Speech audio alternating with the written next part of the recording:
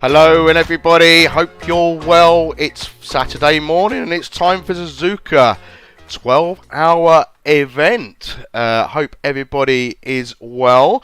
I'll be honest, I've just had a couple of little technical issues. My game just crashed, which is not great just before you're about to do a live stream, especially one as long as this. But what we are going to do is I'm going to take you to the replay which of the qualifying that took place yesterday, Super Pole.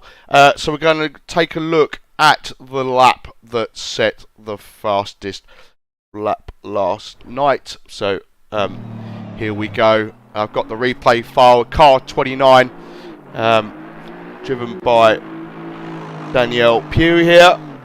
In the Aston Martin, there's quite a few Aston Martins that are taking place. The drivers are doing the formation lap at the moment. I will cut this short if I think I've kind of got, because things crashed on me. I'm kind of running out a little bit of time to get things up and running. Joining me in the commentary box for the start of the race is Richard. Hello, Richard. Yeah, I'm good, thank you. As you know, I'm hanging just a little bit. I had too many Diet Cokes yesterday, and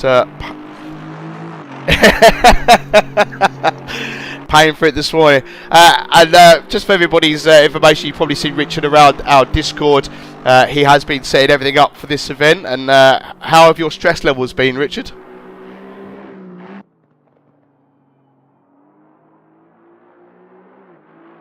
Whoa, that is impressive. Well done, everybody. Yeah, absolutely fantastic. Yeah, so as we're, I'll keep an eye on the drivers. The track conditions are wet. Surprise, surprise. It's what we call a DT special, Richard.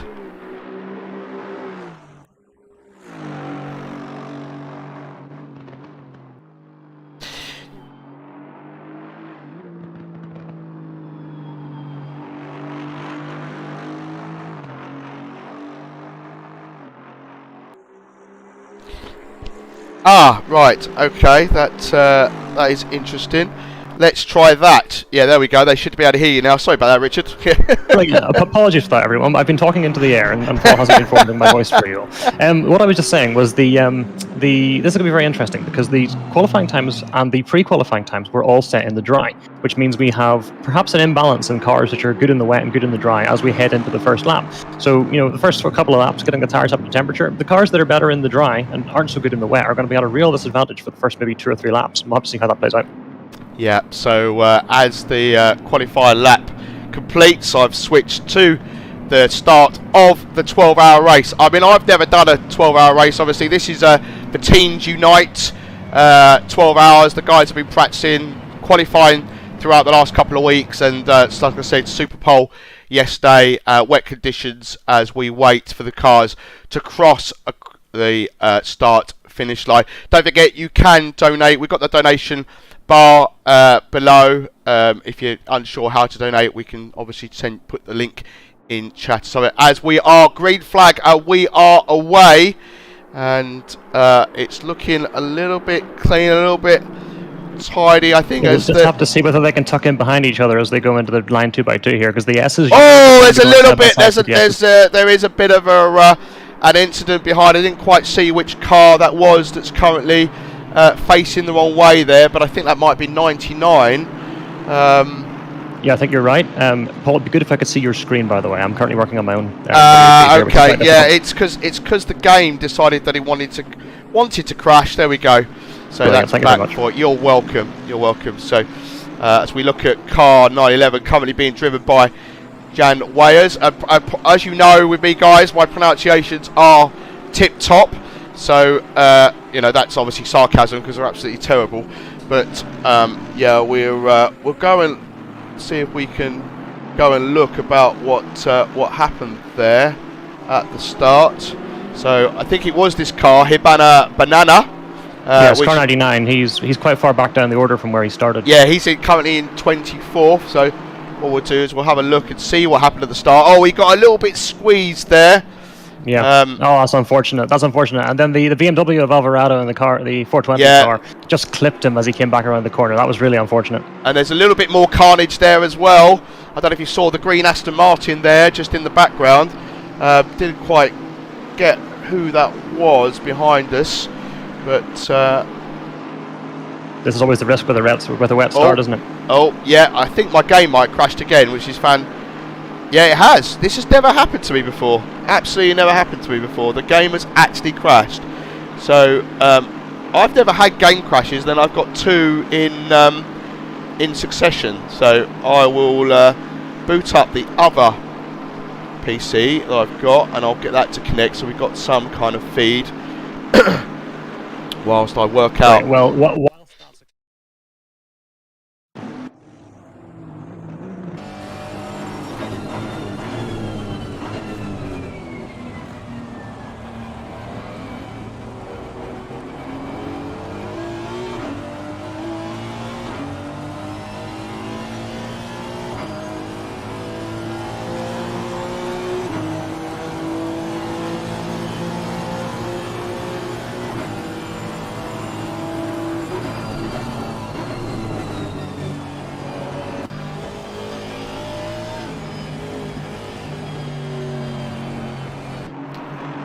No, indeed. Right, I've got the other PC connected up, so hopefully that one doesn't crash, but I'm just going to get the main... you can't see this one at the moment because it's on a different PC, but I'm going to get... we are looking at Alistair Ramsden in car 29, currently in P2 on the stream. I will get... like I say, I've never had the game...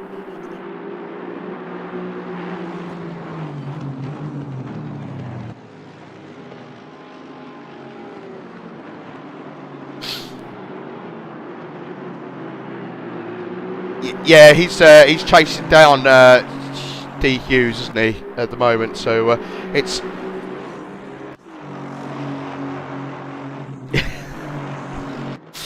yeah. So I am just trying to get the game back up and running. Like I say, I've never had game crashes, and I seem to have two in succession, which is very, very unusual for ACC for me. And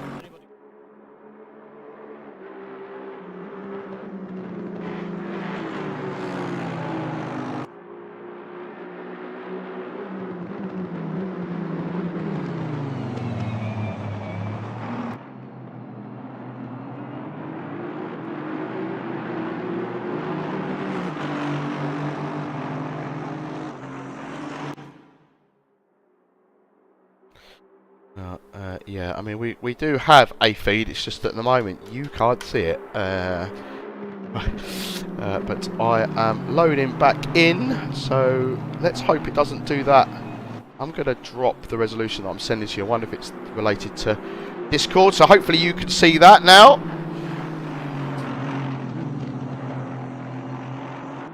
Okay, right. Okay, now I just need to boot up the broadcasting app, and then I am good to go. So, thank you for sticking with us, everybody.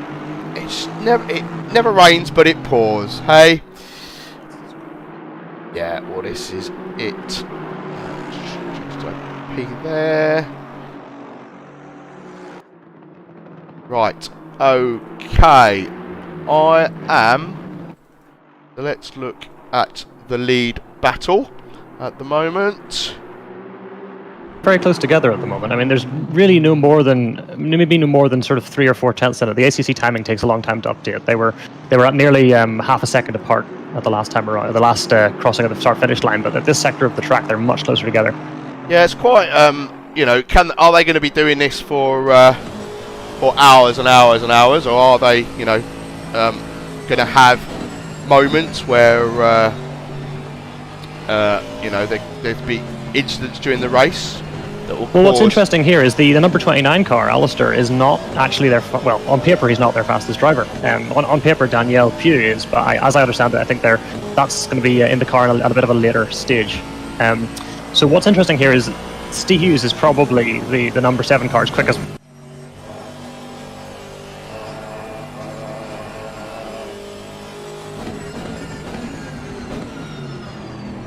Yeah, true. It definitely could. You know, and I think if we look at the gaps, Reza, who's in car 690 at the moment, is, you know, dropped off from these two. He's approximately 6 seconds behind, with a best lap of a 2:11.5, and these guys that we're watching now are doing 2:09.1s. So, which is a far cry from the qualifying times that I've got on the sheet in front of me, which are all 2 flats. Well, so this is what a flooded track does for you.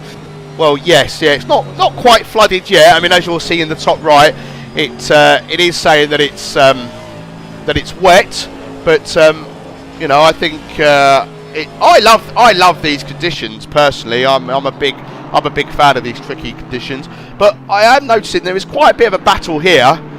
So we've got Reza, followed by Brown, followed by Teague, and Henley. You know, the guys that are pretty, pretty prevalent in our Discord. You know, they're well known in the ACCSS community. These guys, absolutely, particularly Sam Teague and his truly atrocious livery in that brown and pink Mercedes. Yeah, what the hell is that all about? Let's be honest. I mean, it is absolutely horrendous. There's no other word to describe that. I mean, it's got to be intentional. So, you know, fair play to him. He went for the horrible livery and he succeeded. Yeah. So, if we switch to the other PC that I've got, you know, like it's like I know what I'm doing. I'm just on board with Rezo at the moment, and looking back on the rear wing, and Brown. I think that's Brown there. Just goes a little bit deep. That's unfortunate. Yeah, I hope he didn't get a track cut for that. The track limits around Spoon, particularly at that outside curb, are extremely strict. You know, there's cases here where you can lose a tenth or 2 tenths, and the game will still decide, nope, that's a track cut, one for you. Yeah, so Brown drops down to 5th now. The ACC's live timing has decided to catch up with what we've just seen there, and Teague is now applying pressure to Reza. Yep. So come into the Casio triangle here. Very easy to lose the back end of the car as you come down this right hand. Yeah, because there's like a little bit of a bump there, and if you I just have to ease the throttle on, otherwise I lose traction and I lose time at that particular moment. Absolutely, and the Mercedes is not known for being a. Yeah. So this, quartet, I think you'd call it. Pretty. Yeah, it looks like Hughes and Ramsden in the Aston Martins are pulling out quite a gap at the front at the moment. Looks like about 7 seconds between this. So you're saying that Ramsden isn't the quickest guy in car 29? So the person who did Super Pole for car 29 was Daniel Pugh, who set the fastest time of the whole session. Yes, yeah, which we saw just before the start of the start of the race. Nice dark conditions. I mean, I think Suzuka looks amazing at night time in this game. They really have done some fantastic visuals. Are you a lover of the wet or a hater of the wet? Where do you sit? Honestly, I really enjoy watching driving in the wet. I can't say that I particularly enjoy attempting to do it myself. Sam Teagues, look. Sorry, just I cut you off there. He's just had a little bit of look into the left-hander hairpin, but then backs off because you've got that little kick to the right as you approach the hairpin, and you don't really want to go side by side, especially in these conditions, because when you're on the driving line, you start to clear the water. And as soon as you go offline, come around 200R here, there's a lot of standing water on the right-hand side of the track. So normally you might be able to take a little look down the outside here, maybe perhaps consider going up the inside into the spoon, but you really can't risk doing that because with the amount of standing water that there is, or there can be, I think possibly the line's beginning to dry slightly. With a wet track, you really need to be careful. There we go. The game has decided it wants to crash again. This is something unusual for me. I don't really know why it keeps doing this, if I'm being honest with you, because I've never had game crashes before. So I have got Reza on the.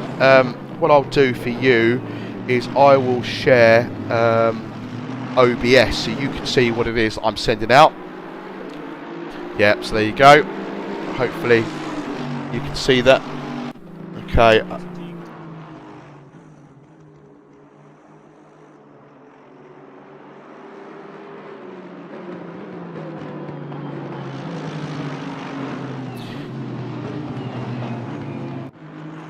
Yeah, but he's Reza's nicely tucked in behind. I mean, Reza's definitely. I mean, he joined the community. I think not this season just gone, but I think the previous season. And it's clear that he's got some pace.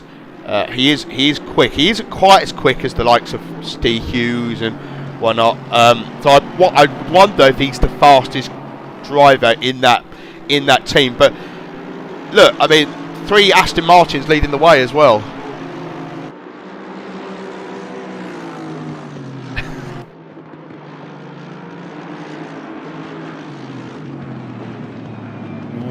Whoa, that is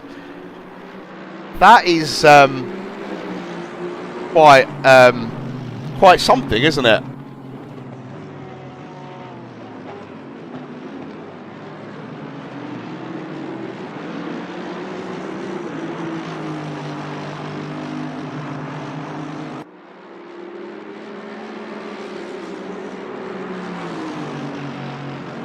Yeah, so Reza is under a little bit of pressure from Mr. Brown now. As we look at David Brown in the gold Mercedes. Gold and black, I think, black and gold.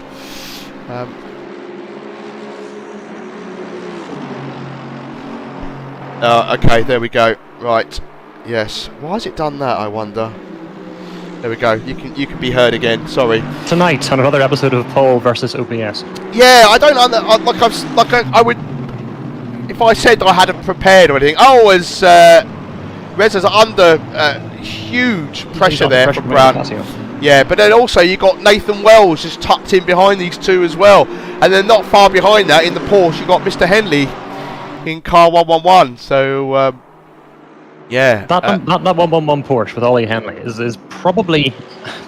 I honestly think he'd probably be one of my favourites to win this thing because the Porsche is unbelievable in the wet. Although he tries to convince me that it's not any good around Suzuka, but looking at this, I don't believe him.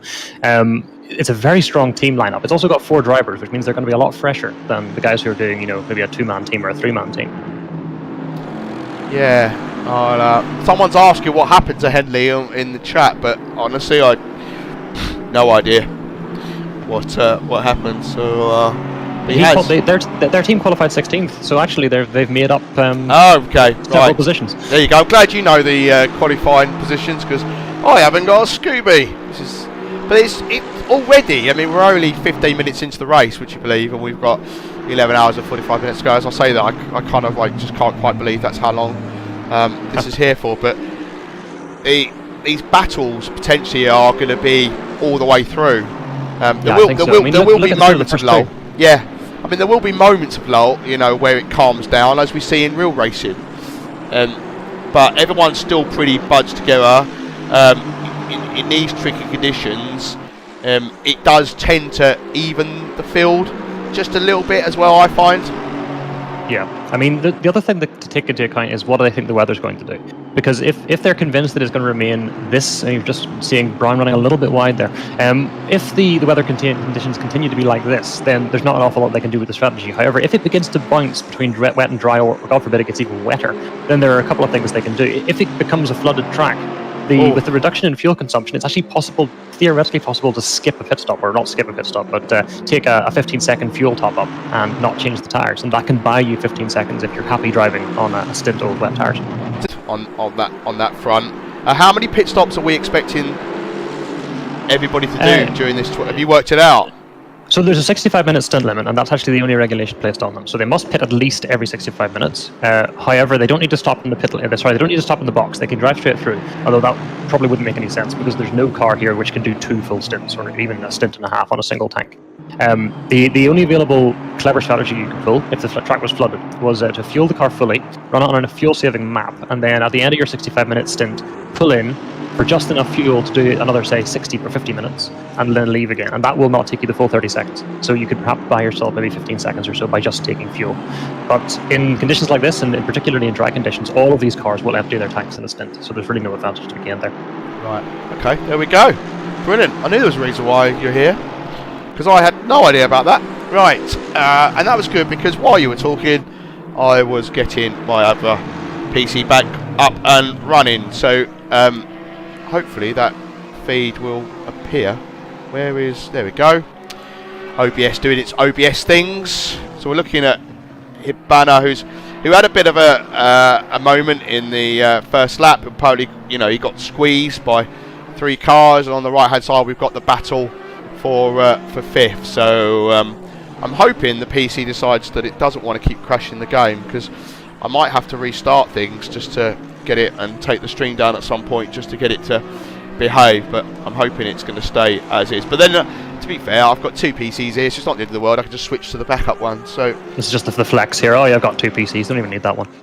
Well, yeah, I mean, the thing is, the second PC isn't as good as the PC I'm on, because this one's driving the OBS and everything, and like I say, it doesn't normally crash on me. I've been, maybe prior to today, I've had the game crash on me once, but I know other people have had multiple issues with the game crashing. So, but yeah, as you can see, tricky conditions. There's another. So let's go and look at Mr. Dan Terry, the one and only,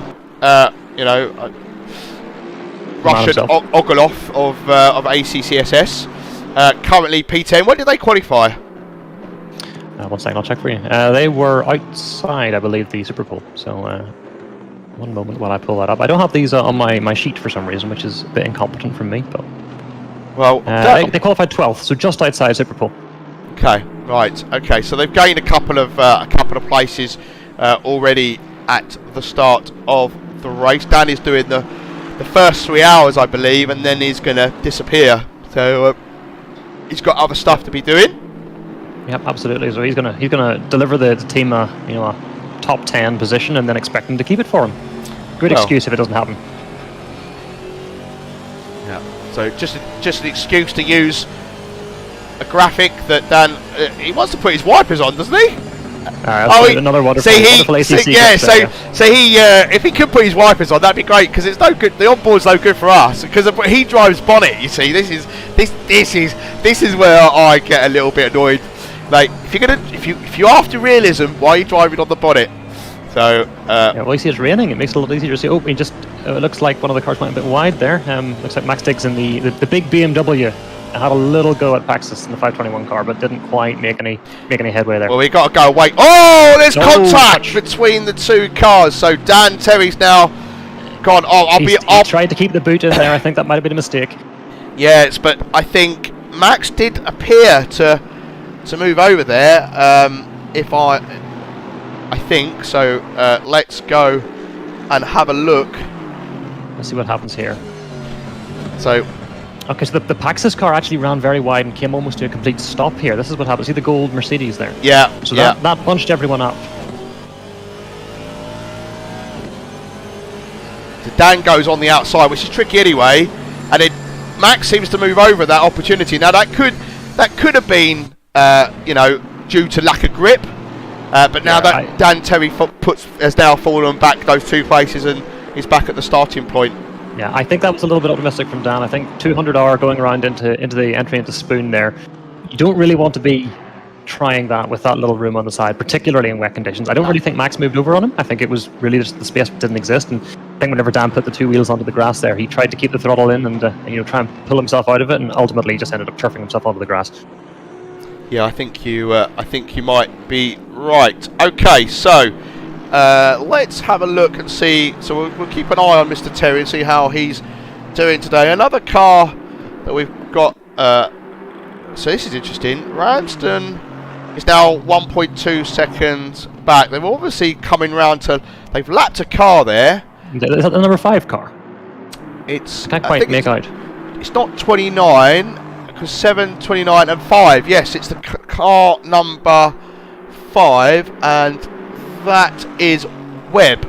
So Andrew Webb, Team Nick's boys, has already been lapped. So I'm guessing they had surprised by that. They must have had an issue. Yeah, they must have done. Yeah, they must have had something.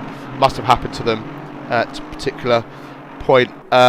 Just like to point out, I think the fastest lap so far of the race is a 2:08.9, and that is by Steve Hughes, car number 7, who is our race leader.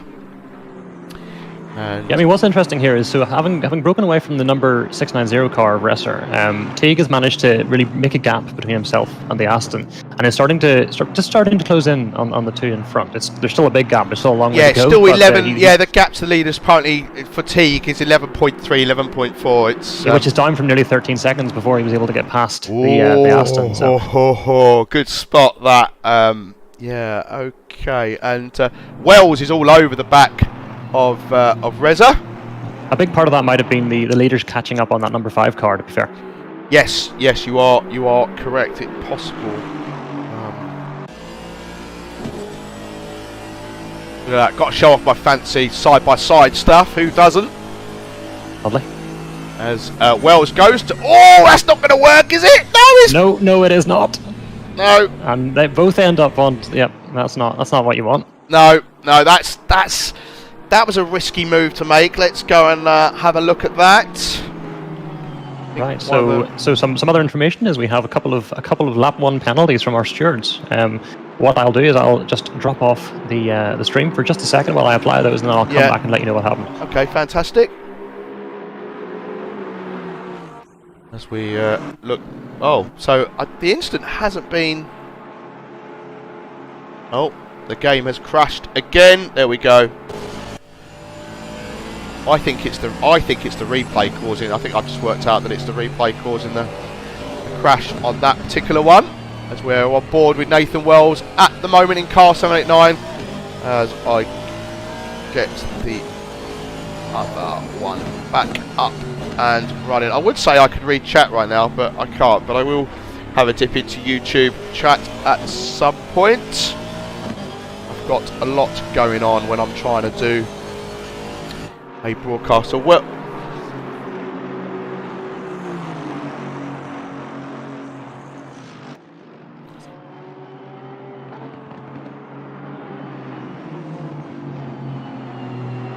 I think I've worked out what's causing the crashes.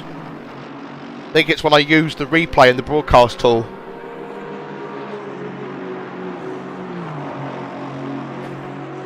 Yeah, I'm going to yeah. We're having... Why am so of course I'm not responding? See what is going on? Anyway, Nathan Wells still putting Reza under pressure. So Reza's fallen back a couple of places. So yeah, so Teague obviously with the 15 seconds.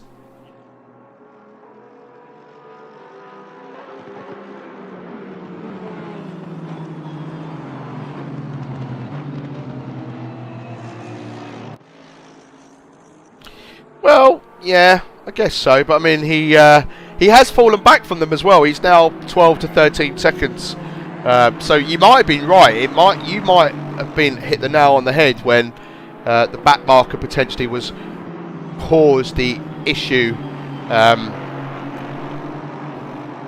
Where allowed that gap to close down because they had to navigate car number 5. But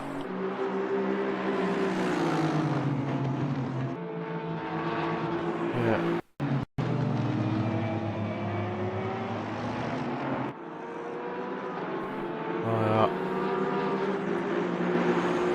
So yeah, it's done it again. It muted Discord again. I don't really know why it keeps doing that. So it's no problem. I was just commenting. That's actually the penalty applied to the 52 car there. I actually hadn't noticed as I was doing it, but actually that's going to have a significant impact on his chase in the cars in front. As soon as he pits, of course, penalties in ACC since I think 6 months ago or so are served whenever you pull into the pits for your first stop. So you're held at the stop for the time of the penalty before the guys can work on the car. Yes, that's right. Yeah, you are. So I mean, at the moment, that's going to put you way down. See that Dan Terry's got himself back up into 10th position. He's now chasing down Dudley in car 747. Yeah, this is. I don't understand what is going on today. A Assetto Corsa on my main machine has decided it doesn't want to load anymore. How extraordinary. Let's have a look. Let's see. No, it's not. Okay, so we're stuck with the second one for the moment.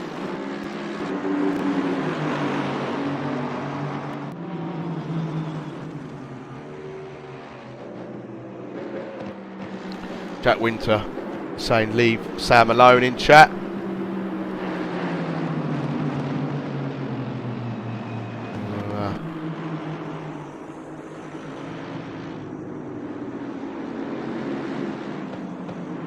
Dan Terry's trying to make a move on, or put Dudley under pressure even.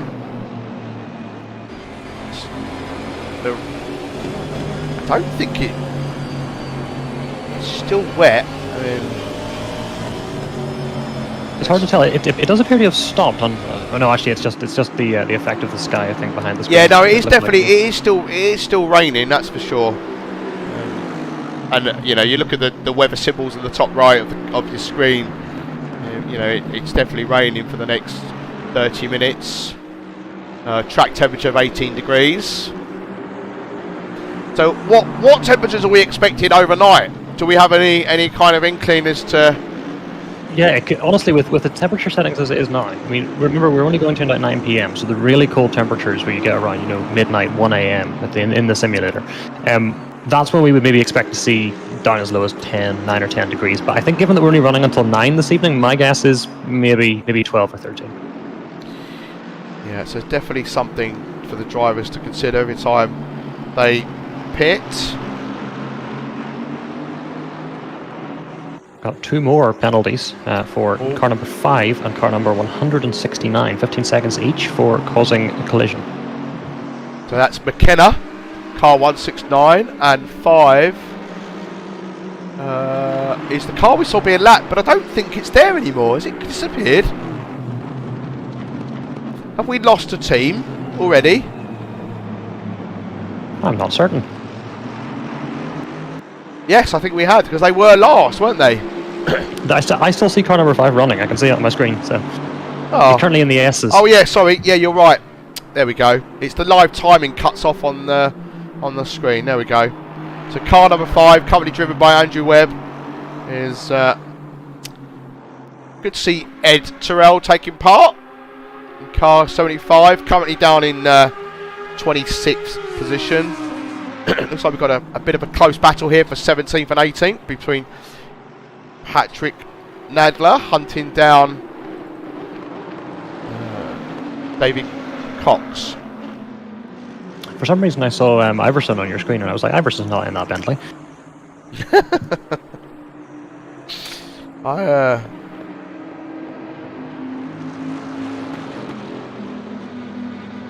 want to know what's happened to A little bit of a moment there for Cox, just coming out of the third or the second S. The back end came around just a little. It's easily done there, though, isn't it? Especially in these conditions. Especially in the Bentley. Yes.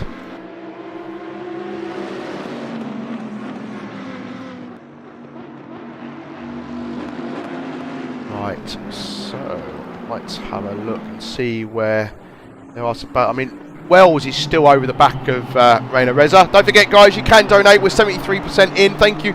I think that bar has definitely gone up during this event. So thank you to those who have donated.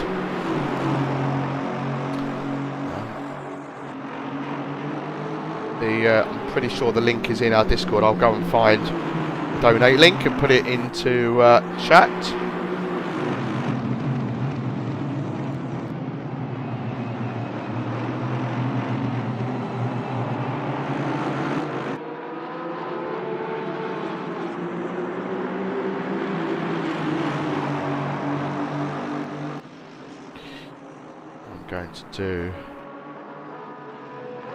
I'm gonna do the integrity check on ACC as well before I boot it up again, in the hope that will stop it from crashing. Live debugging on stream.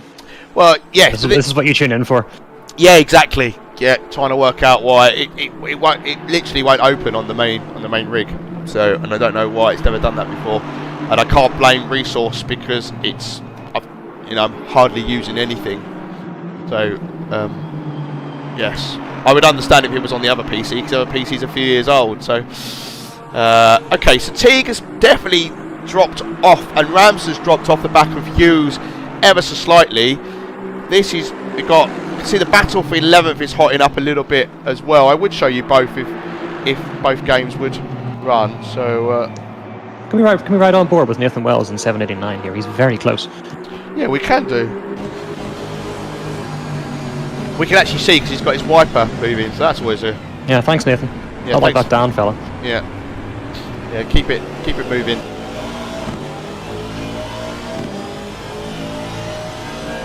I think the integrity check might have done its thing. It's loading, so that's progress.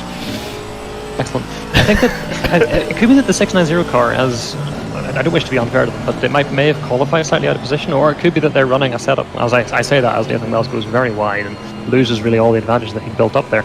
The number 690 car has basically been going backwards since the start. I wonder if they're running a setup. Maybe they've gambled on a dry setup and it just doesn't suit these conditions. Maybe.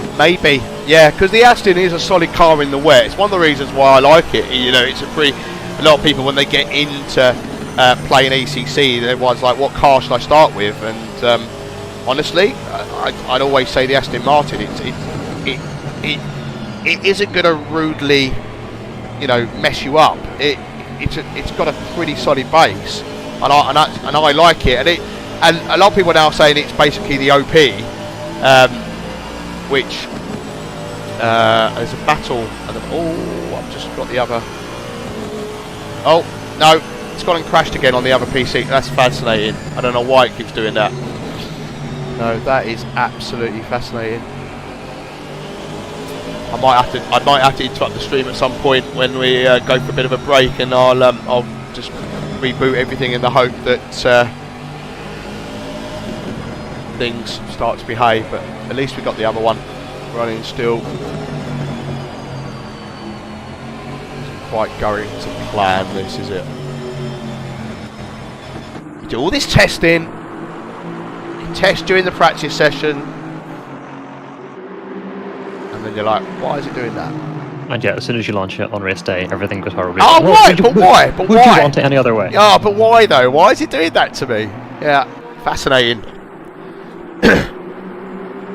And you see, coming out of Sector 1, Wells is all over the back of Ressar again. Yeah. Let's see if he can. Maybe he can manage Spoon a little bit more cleanly this time, and not throw away the advantage. I mean, that's where you want to be. Coming out of the chicane to start-finish straight. That's being in the slipstream there into the first corner. It's a good overtaking opportunity. But as Reza goes, yep, very wide. Yeah, deep in there. I can see that. Oh, look at this! Talk about making progress. 8th. 8th. Was in 10th, started 12th, it was in 10th, then fell back to 12th, and now it's back in 8th. He's after Brown, so we'll keep an eye on that gap. What he needs to do is stop sending it off into the grass at the side of 200R, and then he'll be in great shape. Yeah, or spinning it. Dan's very good at spinning as well. So, yeah. He's trying to get that consistency from Mr. Terry. So he's not, he'll be trying to catch up to this particular battle, won't he? So. As well, he's going to try and make a move here. I don't think he's quite close enough.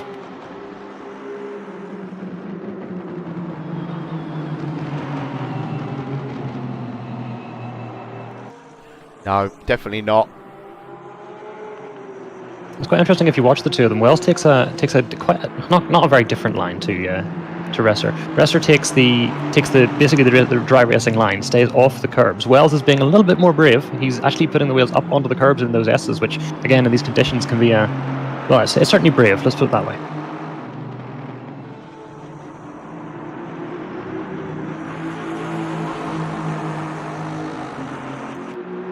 He's much closer this time. He is. But you can't really make a move here. This is the bit where he goes a little bit too deep there. Missed the apex, but the problem is he's faster in the wrong point of the circuit. Yeah, exactly. What he needs to do is bide his time, come out of the first and the second Degner curves, stay right on the back of him into this hairpin. Because again, the Aston doesn't have great acceleration. No, it doesn't. And it's Aston versus Aston here as well. So. Well, that's true. So what he needs to do is just tuck in behind him, stay as close as he can, and then consider sending it maybe up the inside into spoon. Because you're absolutely right. He bunches up on him coming out of sector 1, middle of sector 2, and then he throws it all away and has to just follow him for the rest of the lap. Yeah. And it's happened again just here. You see the gap is suddenly stretched out again. Yeah, he just seems to carry more speed for that particular section, and I can. Brown is just up the road there in the distance. He's coming into our shot. He's about 4 seconds behind now. He's catching them up, I think. So these guys might have someone else back to join the party. Let's have a look at Brown's last lap, 2:10. No, actually they were faster than him, according to the timing that I'm looking at. So in the slipstream again, coming down the main straight here. It just can't. Probably as soon as you go offline, as we saw in Imola in Formula 1, if you watch it, with Lewis Hamilton, as soon as he went offline, he lost the traction to the braking point. Absolutely. And I actually think that Wells' line here was slightly better. He took more of a sort of a V shape into the first turn, which is at Suzuka, which you can do. That's completely valid. But in the wet, not always the most sensible thing to do. But it seems to have worked out for him here. He's all over the back of Resser again, as we saw last lap. The question is, can he just hold on there? He just needs to be patient, stay on the back of the car, and then wait for an opportunity, rather than pushing up and then, as you said, running deep and losing it all and having to repeat the process lap after lap. But I've been there. We've all been there. Yeah, we've all had those,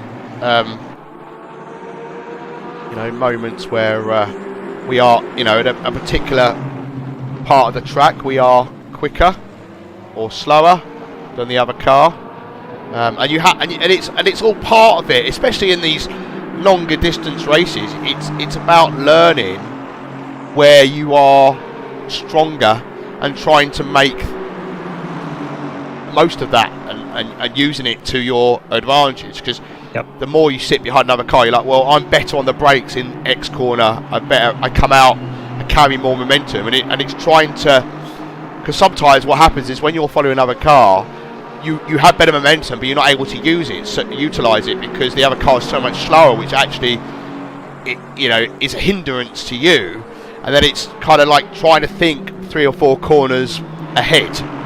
Yes, exactly. Trying to keep that patience. Yeah, and trying to make it count. Right. Okay. So, as I'm talking troubleshooting, I've made a change here. So I'm hoping that may be what was causing it, and we shall see. We shall see. Have you had any breakfast yet? Because I haven't eaten yet. But you know. Yeah, I mean, I jumped in. I had had breakfast just before we started this thing. I'm not going to sit here hungry. Yeah, well. Oh, have another Guinness. That'll do you. Oh, Sorry, no. Oh, Christ, why has it crashed again? Right.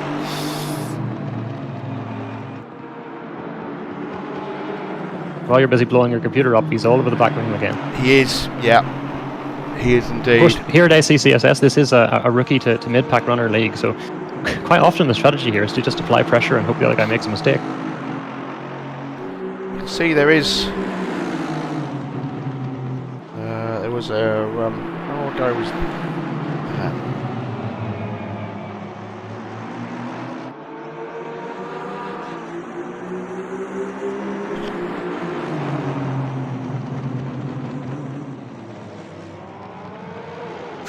Oh, I think he had to take action there, but he's getting alongside him. He got much better traction in that particular moment.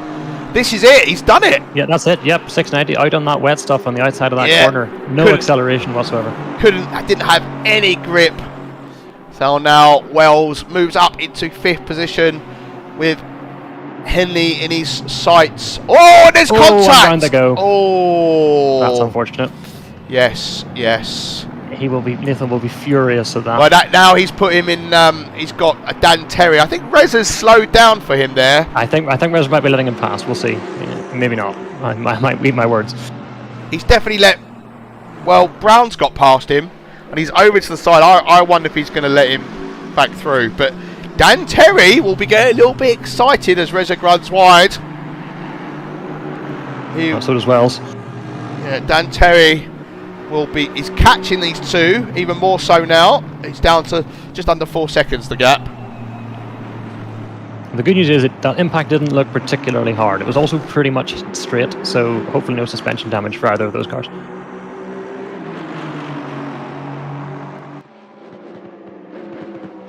And he has Resar has let Wells past again. Very sporting. That is very sporting. Yeah, I don't know if that will stop him from getting a penalty, mind, but. I see there is a yellow flag for car 38, which is Nadler. Just coming back. Looks like he's gone around. I think 130R claims its first victim of the day. Oh, that spoiler is not in good shape. No. Let's see if he'll pit here. It's hard for us to tell from this perspective whether yes, he is. He's quite damaged. That Audi is not in good shape. But let's go and have a look and see what happened. Oh, that's the wrong button. Oh, we missed it. Brilliant, fantastic, great one, Paul. That's the classic. He's lost the car in 130R, and he looks like he's made some pretty serious contact with those barriers. So, unfortunately, that's going to be an early pit and probably at least 20 seconds of damage. Looking at the shape of the back of that car. Yeah. Look, the right rear is poking through the bodywork. Yeah, that is not. We'll try again. See if we can actually catch. No, there we go. No. Yeah, the replay's literally just got the end of it. So yeah. But you know, it's an R8. It's 130R. I think we all know what happened there. Yeah. Let's see if there's any. Oh dear. Oh dear. Oh dear. Yeah, that is. That's not great, is it? Not at all. Well, at least it happened there. You know, it's very kind of the track designers at Suzuka. They put the corner that kills you just before the pits. Yeah, indeed. He doesn't drive strongly into the pits either. He just seems to stop outside. So this right here is a man who had not remembered what key his pit limiter was bound to. Ooh, it just gets worse. You're losing more time. Oh, and he's driven off into the wall there as well. So as he goes into the pit, so he's obviously trying to panic and. Yeah, we've all been there. Breathe, just breathe. He's still in the pits. Yeah, I'd say there's based on the state of that windscreen, you're talking at least a minute of damage there. So I think his unfortunately number 38 car will not be competing with the top class anymore. So Terry, car number 240, is now 2.9 seconds. I find it fascinating that Wells got let past by Reza. He's now 2 seconds up the road from Reza. Yeah, we've got Wayers and Diggs. So here's some cars. Yeah.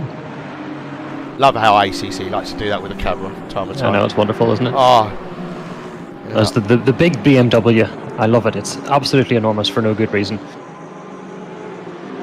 Nicholas Alvarado, of course, joining in and spotting for his teammate Max Diggs, even though it's, I think, 3:47 a.m. for him at the moment. Well, that is some dedication. You can see the racing line on this, the darker line there, where that's where the drivers are going to find their grip. All as very deep for the Lexus there. Yeah, Amesbury.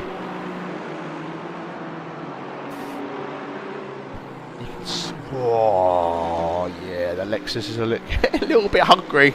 Might just need to chill. Yeah, I think the Porsche, Mr. Wears in the Frickadelli Racing 911, I think he might have a go at Max Diggs here, possibly coming out of Spoon, depending on how well Max does in Spoon. Of course, the BMW really only has the advantage on the big straight here and on the start-finish straight. Really, it's not an appropriate car for Suzuka, and it's very brave of them to choose it. Yeah. I mean, you chose a nice word there, based on their choice of car. Well, I mean, if you're going to pick a bright pink car, obviously you want the biggest one you can get. So. Yes, too, and I think that's just up ahead there. No, so is that a back marker up ahead of them? I'm trying to think. Try and work it out. So we got car 420. That's car 747. I think it's 747. Yeah, it is Dudley. Dudley. Yeah. So yes, so he's up the road. It's not a back marker. That's for position. No. Yeah. So yeah, they're quiet. These guys might close him down in the JMAC or JMAC racing car. Yep. The first set of pit stops will be coming up at around about. Sort of depending if they want to do the full stint or whether they want to pit a little bit early, they can start pitting at the 1 hour mark. Based on the weather forecast at the moment, I don't expect we'll see any strategy change here, so it'll be a full tank and a new set of wets for most of these guys. Still a track temperature. It's gone up a little bit of 19.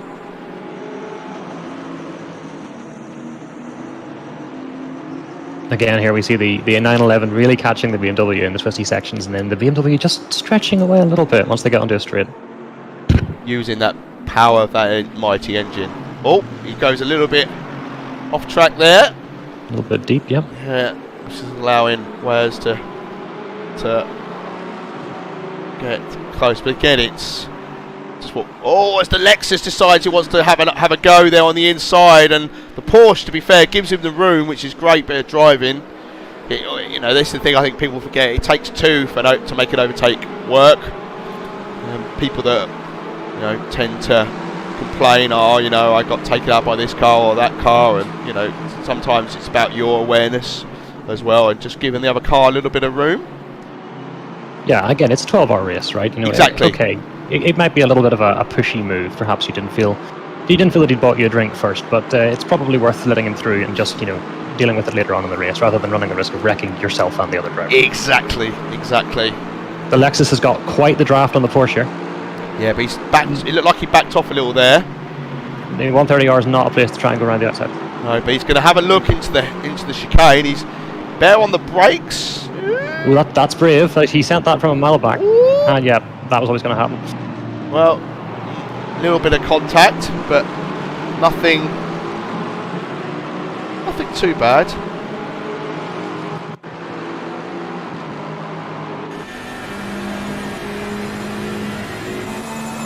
Find the right carpool.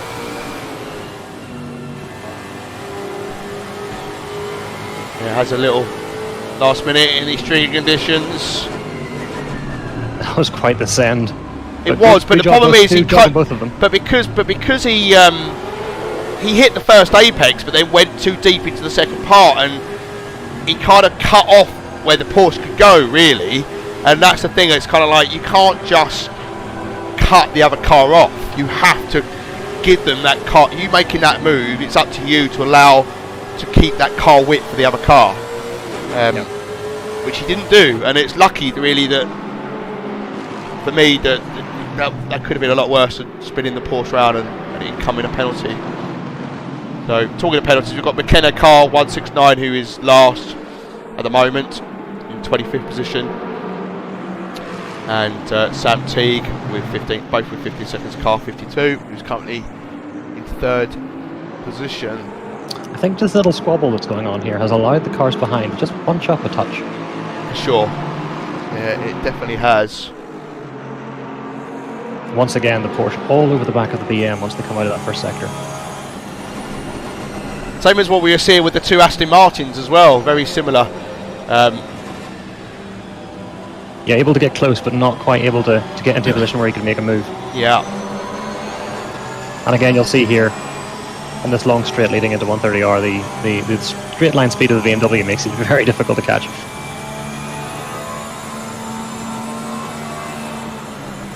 The little lift there. Oh, could run a little bit wider there, but the risk is you hit those curves and then you go for a little trip. Yeah, absolutely, and it's a Porsche as well, so if he started off with a full tank, he's got about 30 litres in it, which is starting to get into sketchy territory in the 911. Yeah, the engine's in the wrong place. Yep. Or the right place, depending on who you ask. Yeah, indeed. I can see that Terry is now in 7th position. That must be, I reckon, because of a pit stop, so drivers must be coming in. Yeah, I noticed Ollie Henley's in the pits now. He's possibly going for an early pit. Not entirely sure why. It's not like there's a dry track appearing that would justify that. Maybe he got bored. Oh yeah, maybe he did.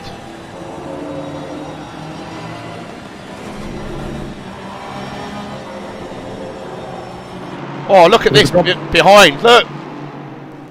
The BMW is really turning into a cork, isn't it? So, yeah, you got Ainsbury, Radu, Markowski, and Cox. Oh, sorry, Cox is a little bit too far back. I don't know, actually, the live timing. Where's Cox? No, he's 11 seconds back from this, so. Got 2 Lexus, 1 Porsche, 1 BMW, and 1 Aston Martin. Oh, as the Lexus has another look. Yeah, has another look. Send from the number 27. I think what's going to happen here is once they do finally get past the big pink BMWs, they're going to catch up on Mr. Dudley and the Bentley very quickly as well, because he's lapping at about the same pace as the BM. Nadler's off. Oh, yep. Looks That's like number 38. That's same car. The same car again? Yeah. It is. That's really unfortunate. That's twice. The rear spoiler's still wonky, so at this point, so I don't know if the game's not repaired it, or I've seen that before where he went into the wall again, so it's the same car has gone into the wall. Yeah, no, but what I've gone for the replay. He had a yellow. He might have hit. I don't know when, because I saw the yellow. I saw him. He was just stopped out on track. So I clicked 60. Maybe they didn't repair the damage. Maybe they only repaired the suspension damage, not the aero. Maybe. But he just pulls off. He mustn't be happy with the car. Just pulls off. Yeah.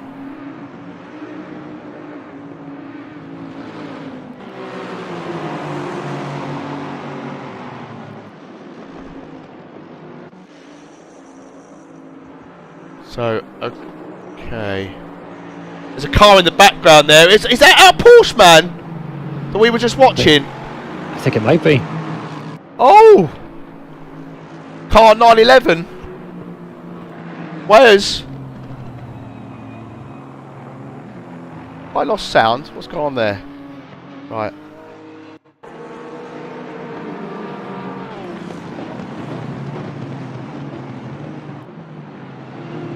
Okay, so... seems to have lost.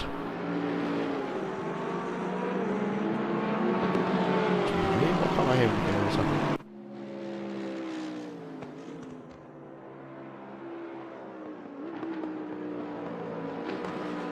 Are you still with me, Richard? Yeah, I've lost. Things are going wrong here. Oh, look at the contact. I've just lost all sound on my local machine, and I don't know why. And obviously, I'm still streaming. But this is extremely odd. So I'm going to try. I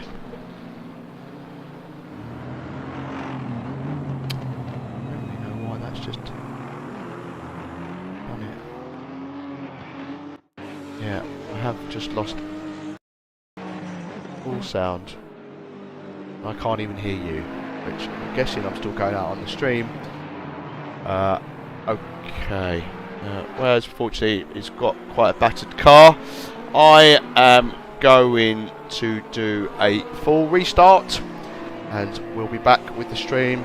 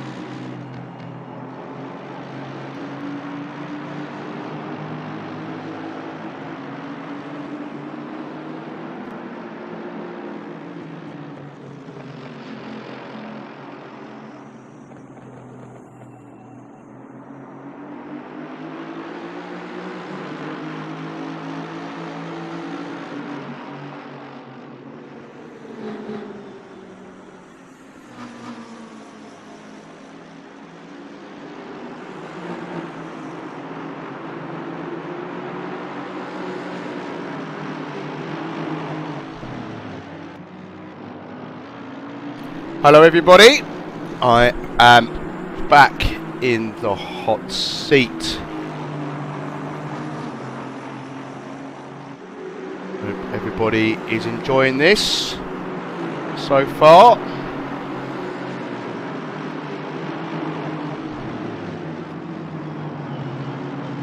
Hello everybody, here's the interesting thing, is the broadcasting app that I'm using doesn't update the names when the drivers change. It shows it on the leaderboard in game. I've never used this for a team event, so I don't know if that's something our guru Leonard can sort. Hello Steve, alright. Good first stint there, was it? Hope so. Just looking at your man Dan Teddy. So I saw there was a battle going on between these two guys. So Nathan Wells and Jack Winter. Winter is coming. Oh, he's not heard that one before, I'm sure.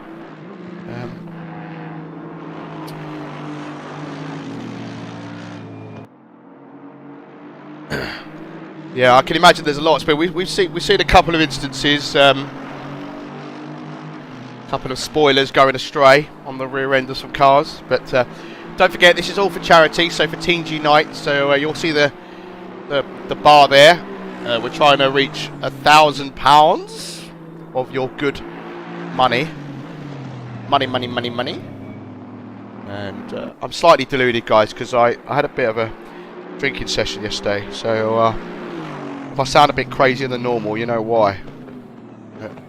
Finally eaten some breakfast and I'm just drinking a cup of tea. Very British of me.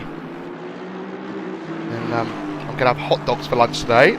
That'll get me through this.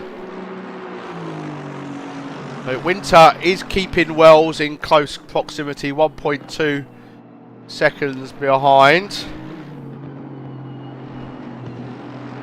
Showing off now, aren't I? Look at this. Reza's had quite a, well, it's not Reza in the car at the moment, actually.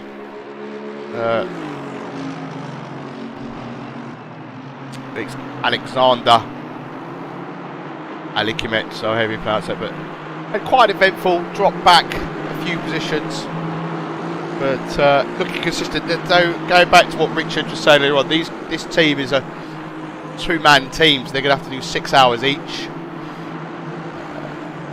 That's 65-minute stints as well, and happy birthday to Ed Terrell.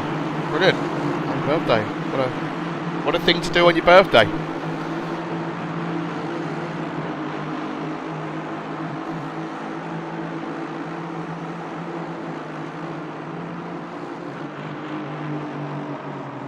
Yeah, I've been having some technical issues throughout this.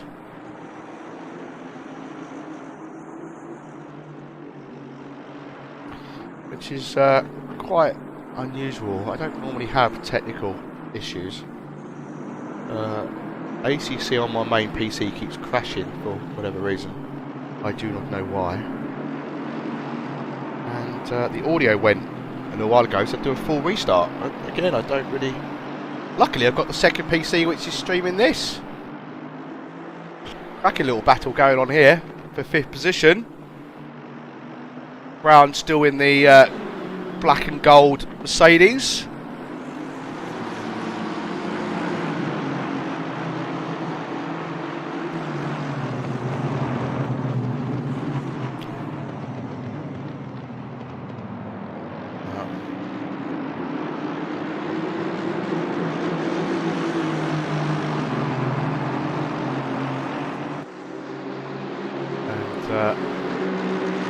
That's a back marker in between car 690 and 240. Don't know which car that is though.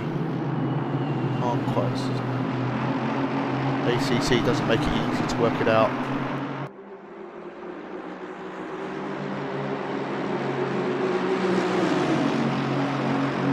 This battle is hotting up because Dan Terry is closing in as well. He'll be getting a sniff of this. then he might do Dan Terry things. If you've watched our streams before, you know what that means. In and out the final chicane. That's car. Oh, is it car 5? Car 5 there. Webb. Yeah, it is. Yeah, that's the back marker. I've been quite an eventful race in the wrong kind of way, I think, so far. But you know, still 10.5 hours to go. It's 10:33 local time on the server.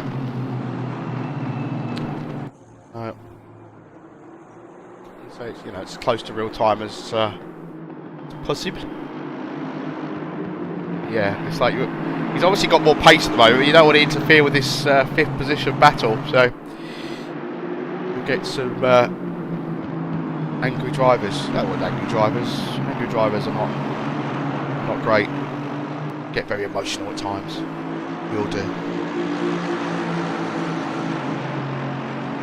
Goes to have a look on the inside. Oh, I tell you, that's sticking your nose in there. That's quite risky. Another car without wipers on because they're probably using bonnet cam to race. Questionable, that for me. Done it once, done it twice. Now, and I will say it again. Get it on camera, that one, isn't it? Right. That's no good for me.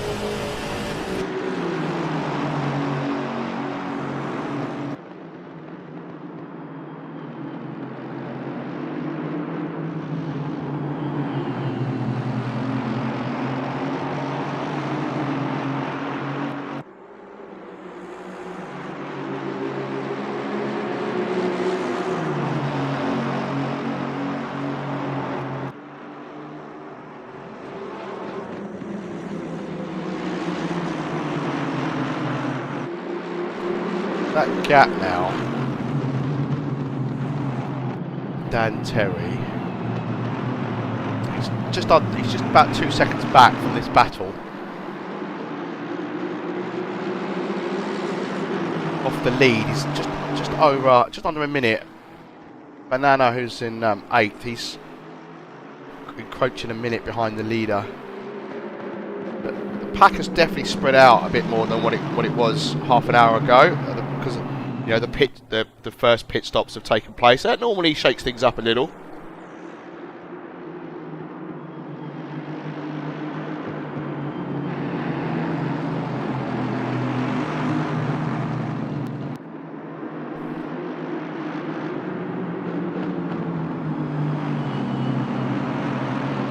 Can't quite get the move done here.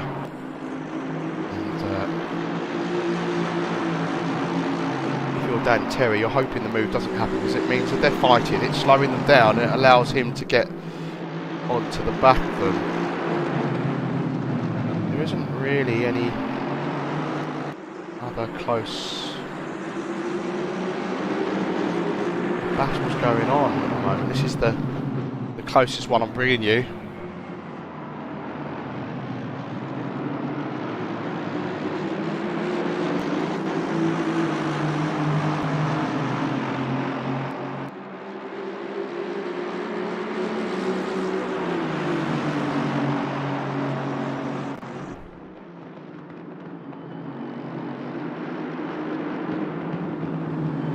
So, the man hunting them down on the right-hand side, Dan Terry.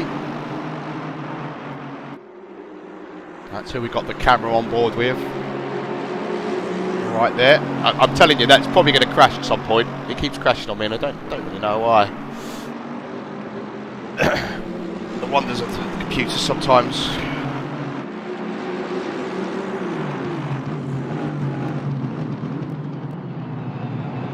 Yeah, you might be right.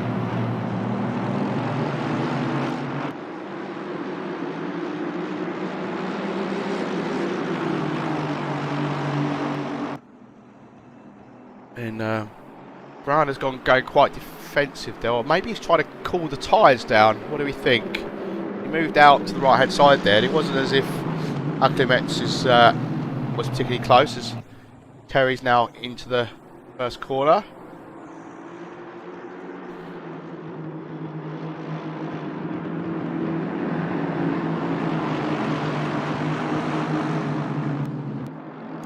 Told you. Look, it's gone and crashed. Unbelievable. Don't know why. Just don't know why.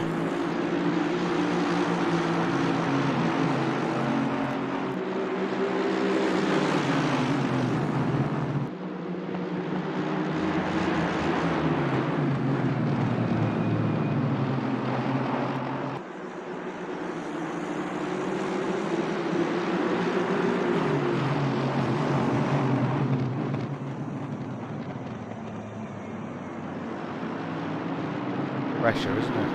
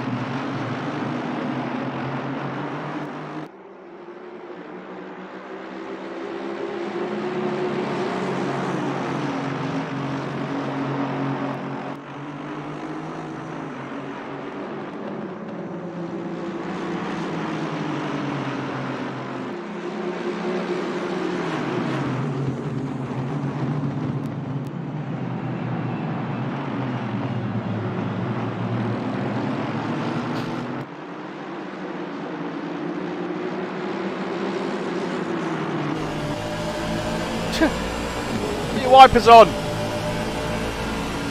It really helps me.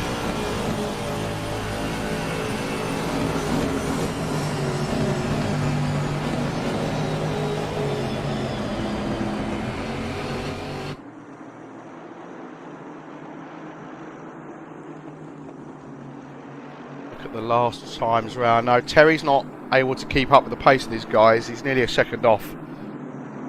Scrap that, he's over a second off. He's starting to fall back a little bit. Guys working together. So this is the current things as they stand. So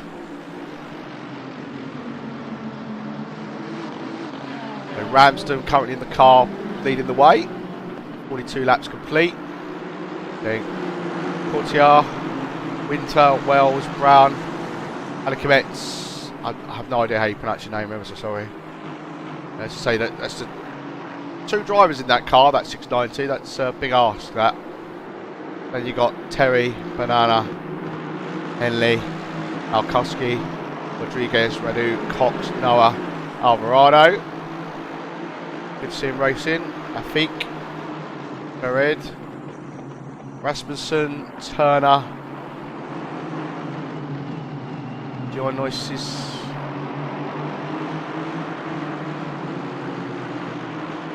yeah, so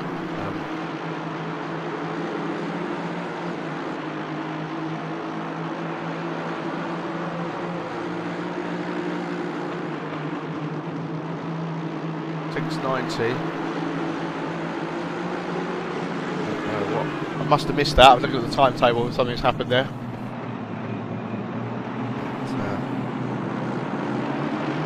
Another lap coming round to complete. Wells is having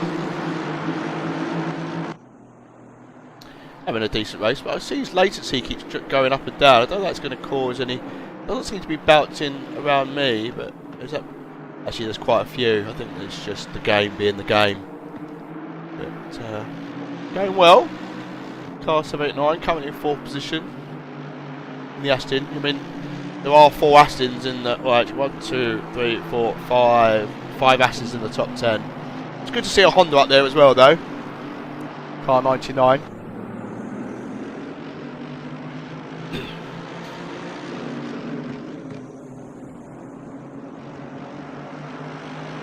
Is Dan Terry coming round to lap him? I think he might be. Because on the leaderboard here it's showing that unless something's happened that we've missed off screen.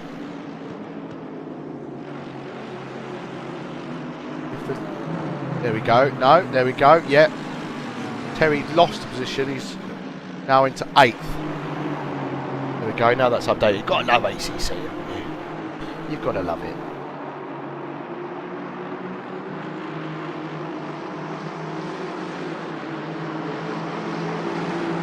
So, the move obviously did happen. I'm guessing there was a moment or some description because it's quite far back now. He's 6.5 seconds away. I'm guessing that's what was being relayed in chat, but I missed it. I'll be honest, I'm trying to work out why my other game keeps crashing. We had a little moment. Winky face, there we go.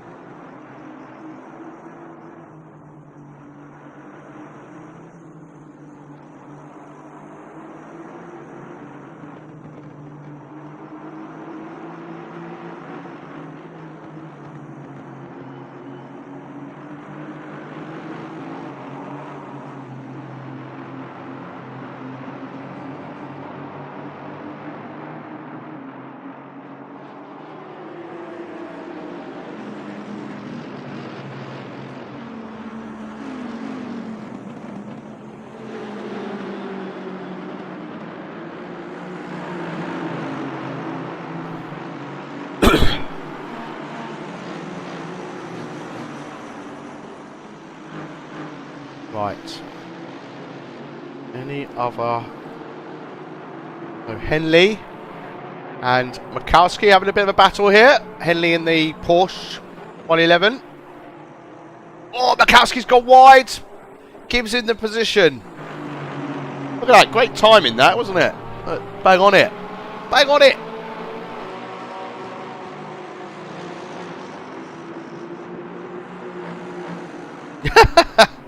Thanks, Louis. Yeah, there's not really any other close battles out of track. You've got Diggs who's a couple of seconds behind Dudley. That's the battle for 14th and 15th. Sorry, Alvarado now, even. So, and it's Noah who's actually up ahead. It's my live timing app doesn't change the name, so apologies if I get the drivers' names wrong from time to time.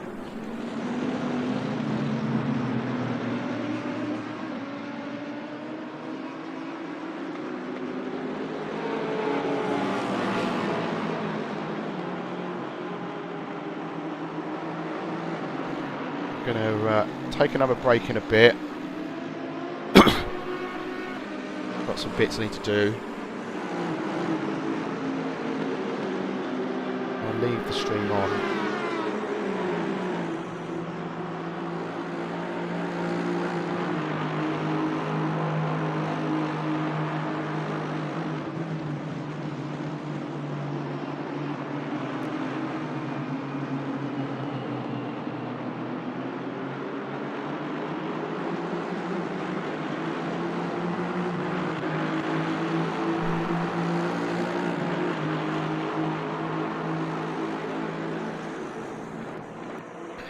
This is back on again. Markowski definitely closing down.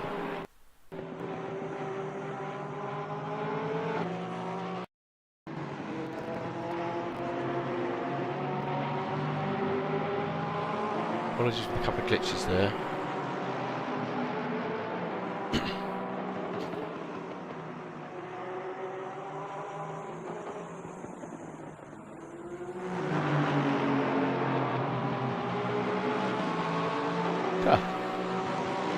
Camera got a little bit confused there, didn't it?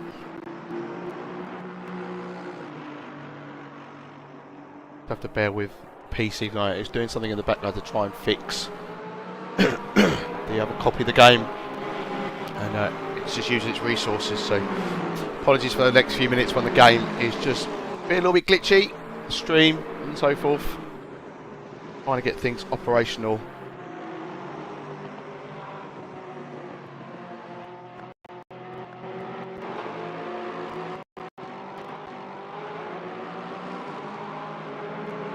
Just stop that for the moment.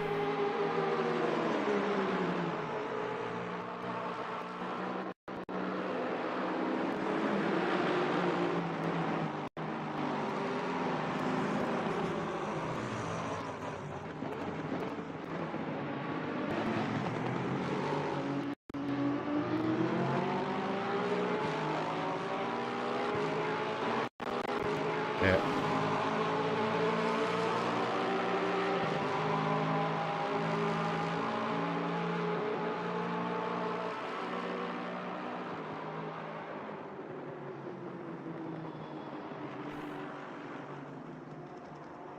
So here we go. Here's another battle going on. And then look, making the. Oh, look at that! Easy. Brown's on the outside though. Oh, and he's gone on the grass ever so slightly.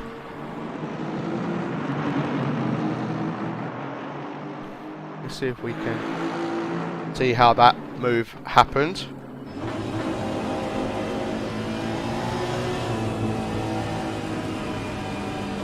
See, the rear of the Mercedes just hasn't got the grip at this particular moment.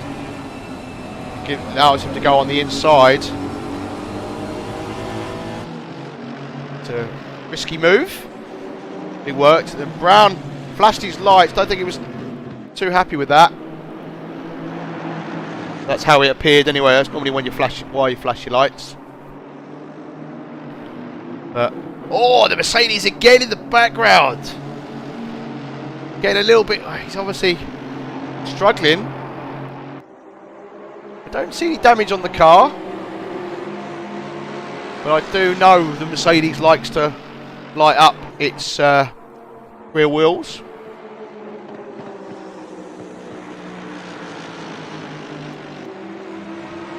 Good little battle though, that, for a moment. Ah, our other car. There we go. That's just being greedy, having more than one car though, isn't it? Eh?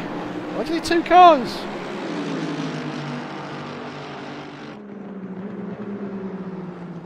Leave one for the rest of us.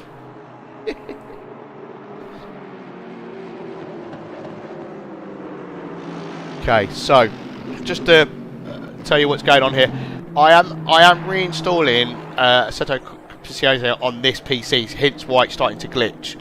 So you just have to bear with me because I can't work out why the game keeps crashing on this one, and I've deleted the folders and whatnot.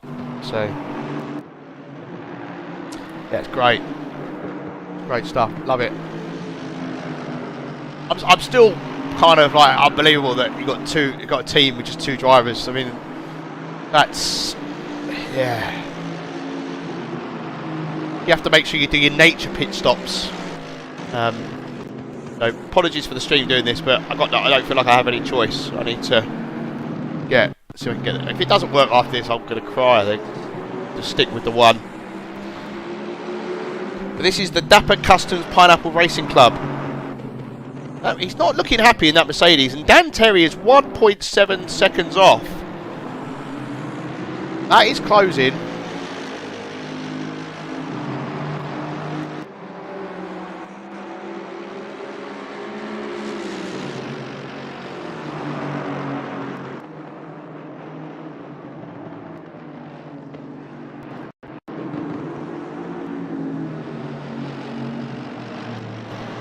Never rains, but it pours, right? It's like, why do you have technical issues when you've done all this testing and no issues have arisen? And as soon as you do the real thing, the craziness ensues. Okay, that gap's increased ever so slightly there.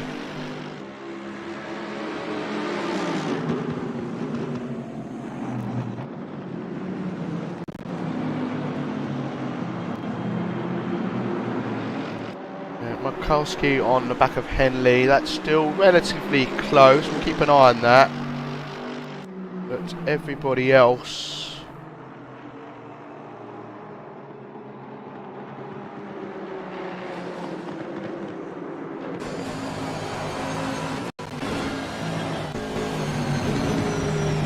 So nice of Dan to get the message and put the wipers on for me. Had somebody message me saying his wipers are on now. So if you just about another 4.5 minutes, this will glitch, and then hopefully we can get stream back to where I want it to be. If any drivers want to come and chat about their stint, I'm all ears. Just pop into the green room and I will drag you down. If I don't spot you, send me a message, and then I'll be good to get some people to talking about, you know, what it's like out there. Good to know if it's your first 12-hour event, or you do these every week and, you know, it's just another one for you. So, I don't know if anybody else has noticed, but if you look at the top right with the weather, in 30 minutes there's rain plus. That means it's gonna get heavier.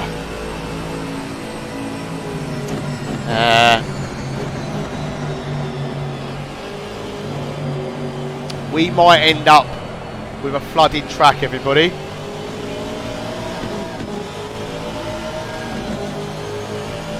So don't all jump in at once in the green room.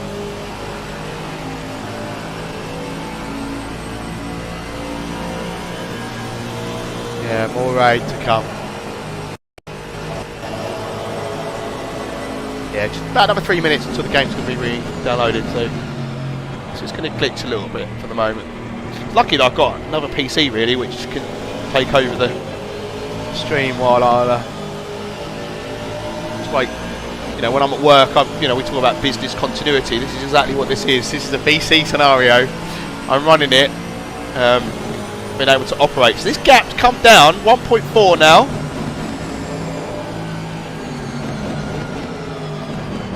Fascinating stuff.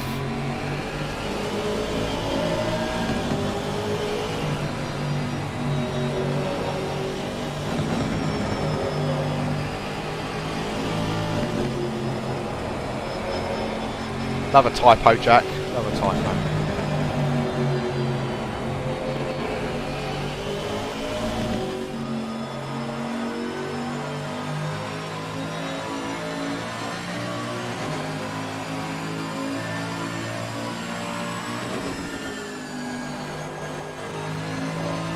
Grey clouds.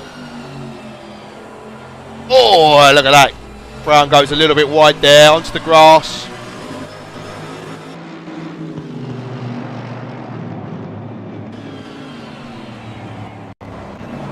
Dan Terry can sniff him now. Don't know if he want to, but he can if he so chooses to. Whatever floats your boat.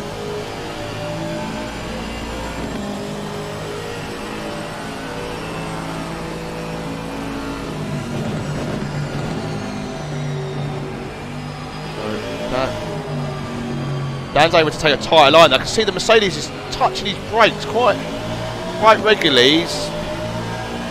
Must be a bit of a handful, and it's only going to get wetter. And I haven't really driven the Mercedes a great deal, but thanks Fernandez for pointing out the obvious. That's what you're here for, right? And I hear the Mercedes is a bit of a handful in the wet conditions. And I think we're seeing that now. And struggling to get the power down there. I think this is the closest battle out there at the moment, for sure. Excuse me as I lose my voice.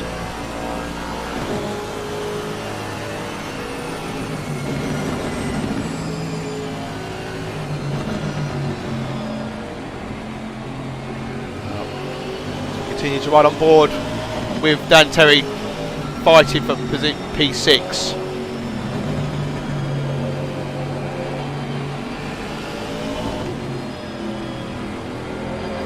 I'm sure his fellow teammates are very pleased with this performance. Car 28 there's 15-second penalty, I see.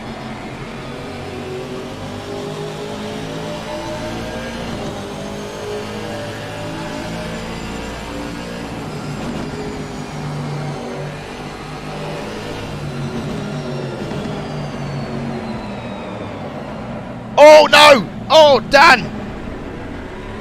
He's had a moment there. Let's have a look at that.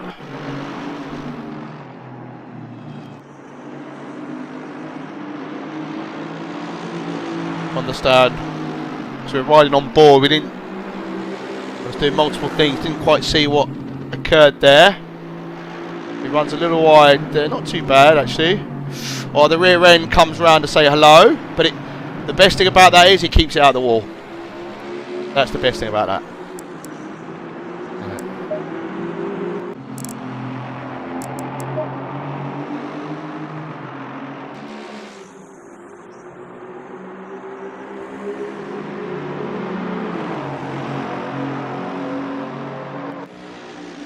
Yeah. It's a shame he was bringing that down, and now he's under pressure himself.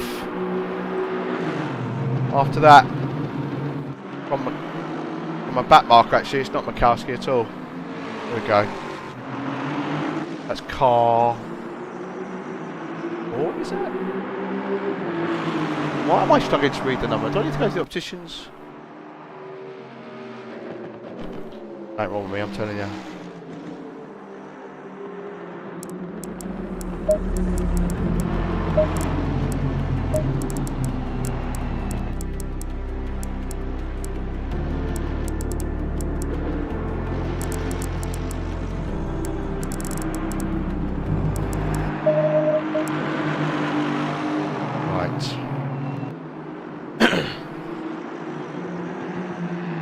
Just trying to we'll keep an eye on this here.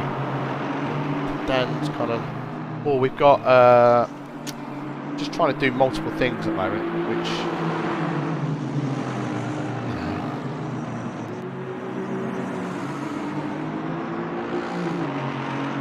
is challenging at times. Right.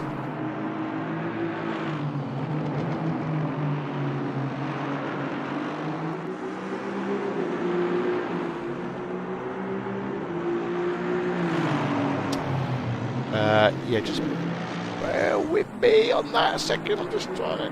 Oh. Hopefully.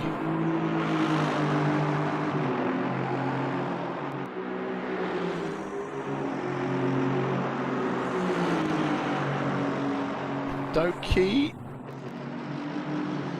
Green light. Go, go, go.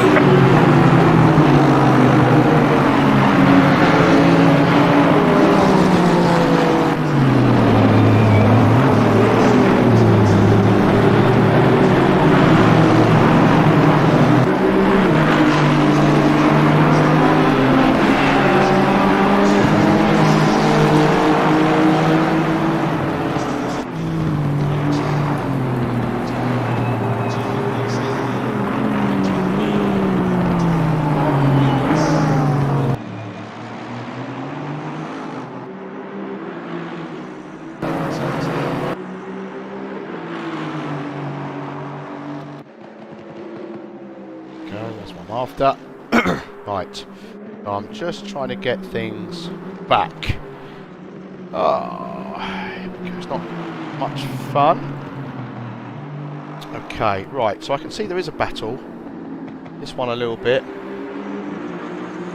That's Alan Noah.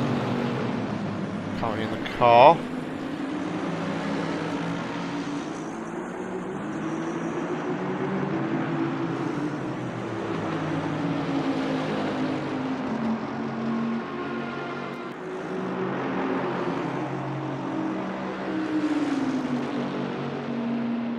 Oh, well, I never.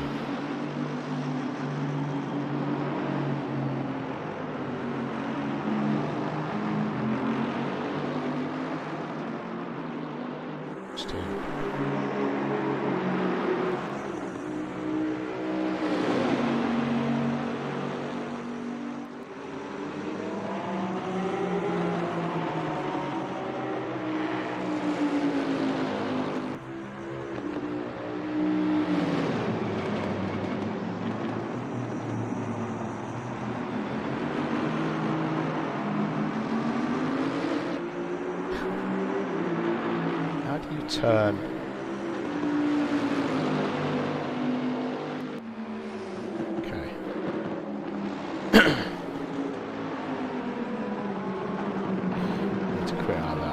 back. Right, so Noah, currently car 747, finds himself in 16th position. I have got ACC back on this machine.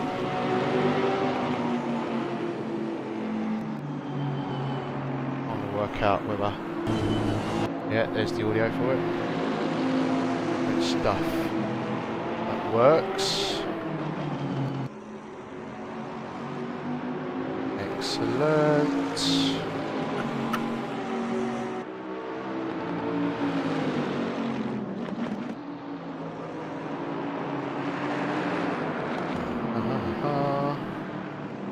This is the problem with resetting every car. That's why. Okay. That's not gonna. Right. Okay, I need to restart that. Never quite simple, is it?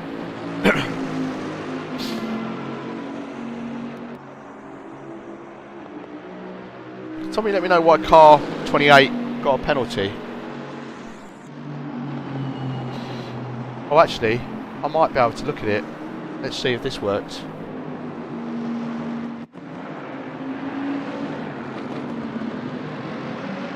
It's not car 28 at all, is it? That's car 28.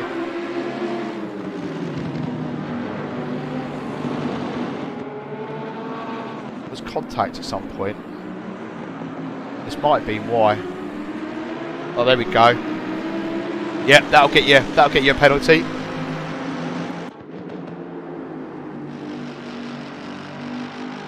I've got to see if the other...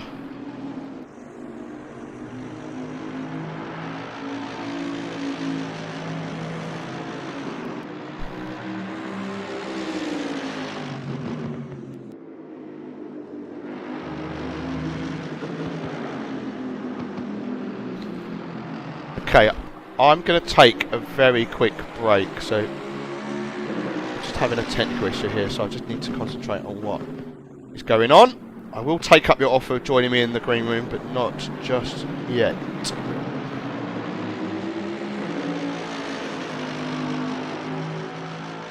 These things are set to try us, aren't they?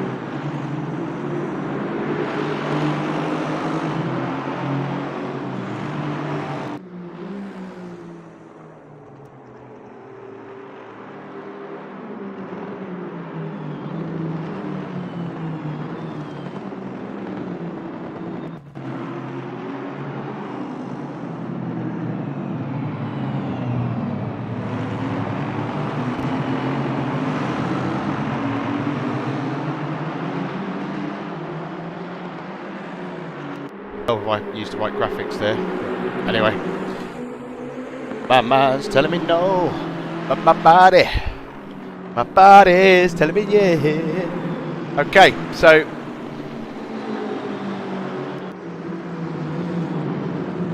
doesn't look to. I thought there was damage on the beamer, but there isn't, is there? Anyway, I'm just looking at him in the right opportunity. When it kicks out of the replay, it will give me everything back. So I went quite far back. So looks like I have to take another break. My shopping delivery's just arriving. See, real life, eh? Just gets in the way. Just gets in the way.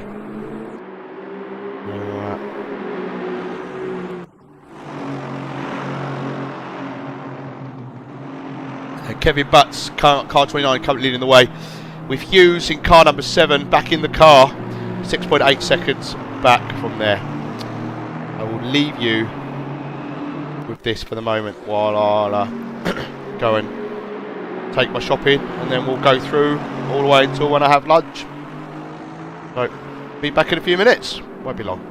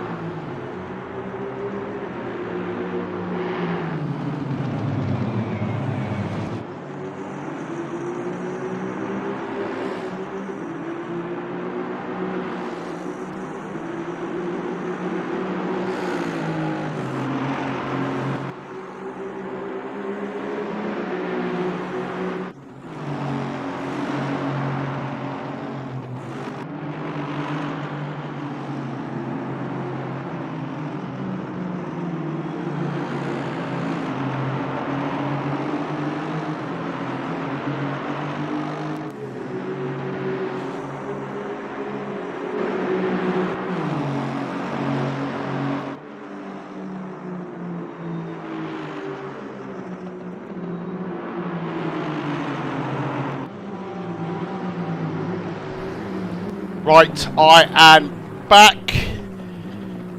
Shopping is in the fridge. I'll put the other stuff in the bag for a moment and I'll put that out. Right.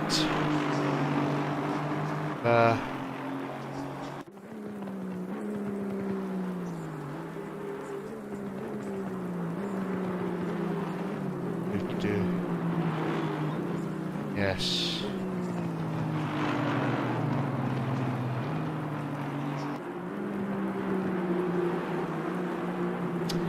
Okay, so Steve Hughes still in P2 at the moment, back in the car as we said before. Ramsden leading the way. We've got a bit of a battle here between 7th and 8th. According to my tracker. Here it is. So Gibson and Koivisto.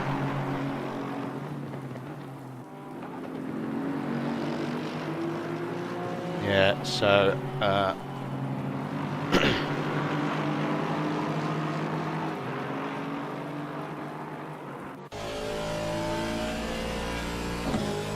it's Markuski. No, it's Membawache, sorry.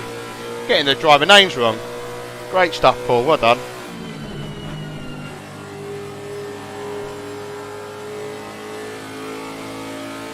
But the live timing app. Need to have a word with Leonard. See if we can do something about the driver names.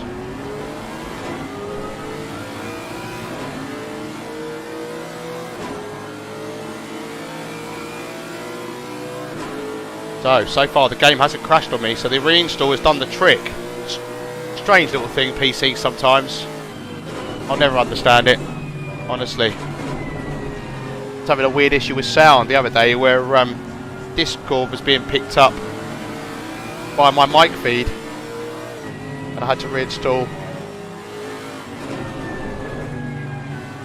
the audio drivers, and then it just started. Then it just started working. Just don't quite. Anyway, let's go and join. We've got a man in the green room. Let's go and join him. Say hello to Bram. Hello, Bram. Hello, Paul. How are you? All good. How are you doing today? Yeah, good. I'm hungover, but you know, it's just one of those things. Yeah, how's the race? It's a Saturday after all. It is. How's the race going from your point of view so far? Not too bad. We had some, as you saw, we had some issues in the first stint with the tires and the Merc, which left us a bit vulnerable, I think, to the other cars, and we had to let the other team car pass just because they had the better pace over us. Yeah. But we seem to, with Matthias in the car and with Mr. Langard in the car, we seem to picking up the pace again. So we hope to contest that position again at some point. So is that going to happen at the end of the next stint as well? Do you think the tyres going like that? We are maintaining a different strategy for this stint, so hopefully we can mitigate that to the minimum. That's good. And you know, where did you qualify? Because I haven't seen the qualifying results. Our car qualified 3rd. Okay. And our number 99 car in 7th, if I'm correct. Okay, so you know, faring reasonably well, and there's still a long way to go, isn't there? Still a long way to go, and we're just taking it time by time and see where we get. That's so all, hopefully. But that's all you can do though, right? Is just take exactly, it as it comes, and you got still 9.5 hours remaining. So we still got a long time to go, and we'll enjoy every moment of it. Anything can happen, as we know. So as I found out today, we were earlier on with the audio just stopped working on everything, which just didn't make any sense, and the game been crashing. So I've had to do a reinstall of the game, and it seems to have solved it. So. Oh, there you go. There you go. That's good news. That is good news. Right. Okay. Well, thank you very much for a little bit of insight. Did you want to stick around? Or no worries. I'm gonna pop out again. We want to thank you guys at least for setting up the event for the Teams Unite. I think it's a great cause. So let's hope. It is. So we can get some nice stuff done here. Yeah, I can see that the money's gone up again. It's just under £800, so we're literally just over Beautiful. £200 off our target. So please do get donating. Yeah, fantastic stuff. Keep it coming. All right. Keep it coming. Thanks, Bram. No worries. Have a great day. Cheers.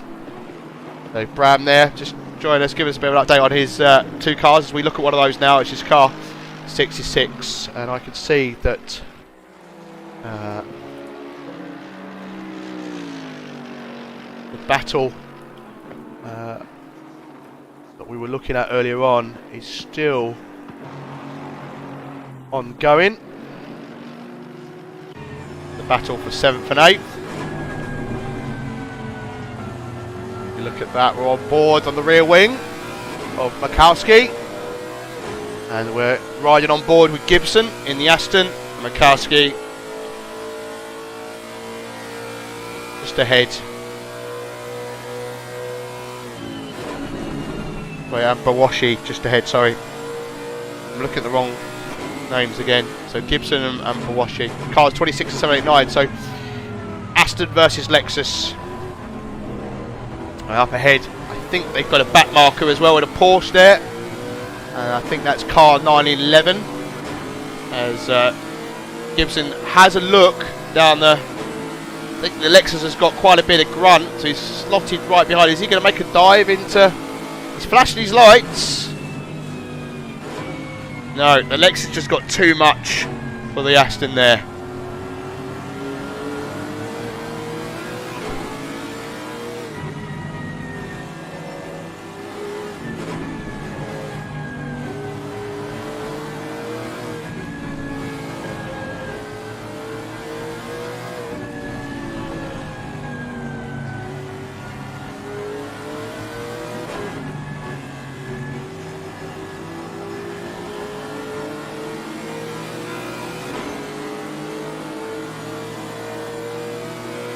So this battle is hotting up, first and second. Oh, first has gone too deep there, allowing Hughes to get onto the back of Kevin Butts.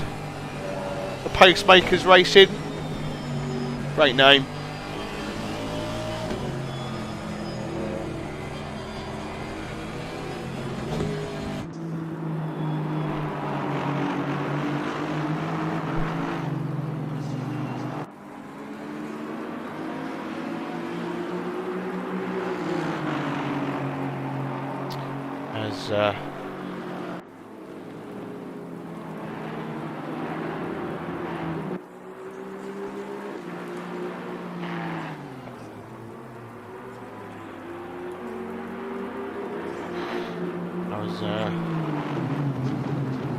On board with Mr. Hughes.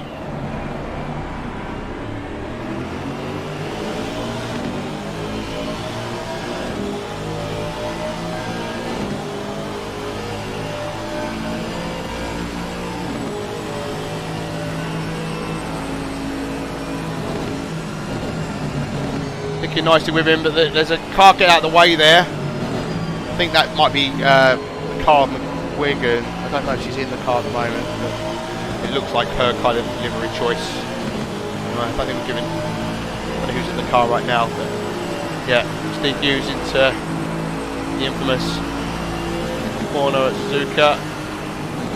Oh, dabbing the brakes there from the Aston.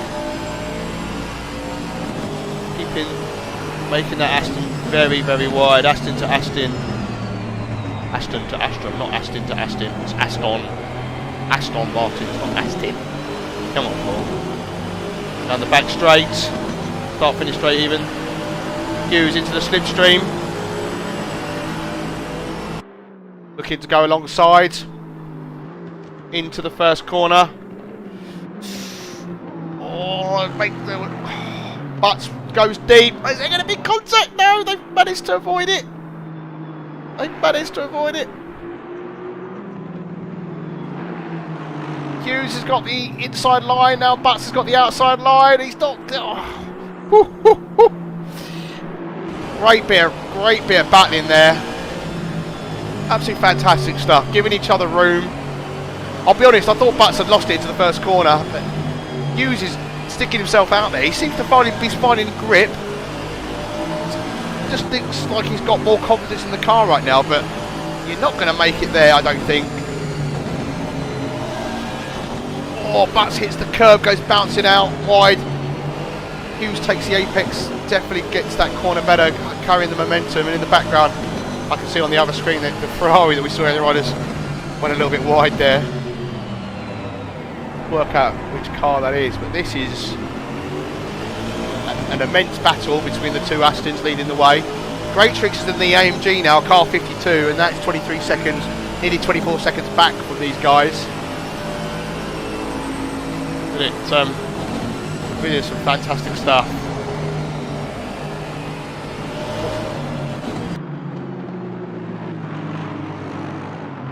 Oh, he's got momentum on him. I think can he do it?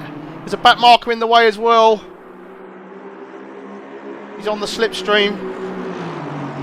Is he going to go on the inside? Surely not. No.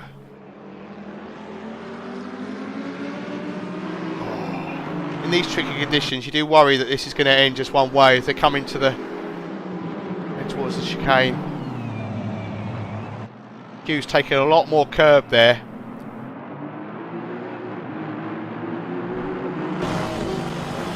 Go back on board. He's got the momentum there. Is he now going to make it stick? I think he is.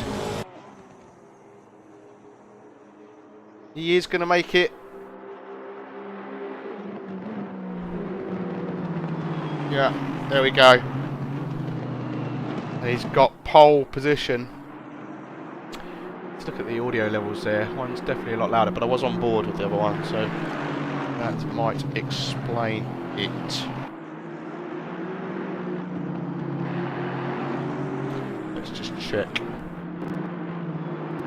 Yeah, sounds fine. No difference there. Seamless. That's the word you're looking for. Yeah, it's a great bit of battling there, and I think Hughes has definitely got the pace at the moment. When he goes for the next timing gate, so it's coming up to a second already.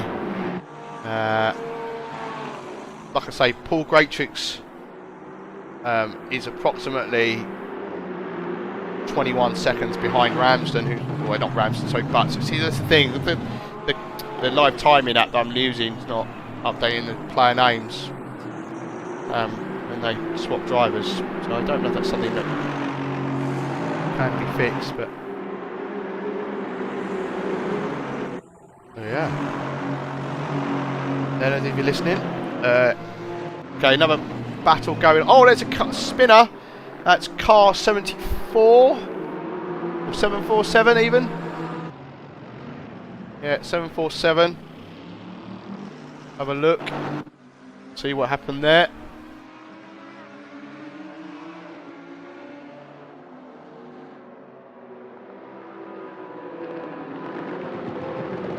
Keeps getting out of the way. Oh, there's contact with car 111.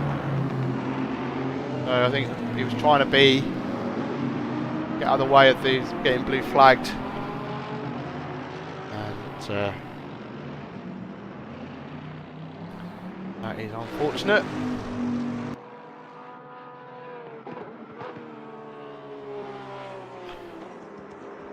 Okay, so this is still going on. Hello. Hello, hello, hello. No.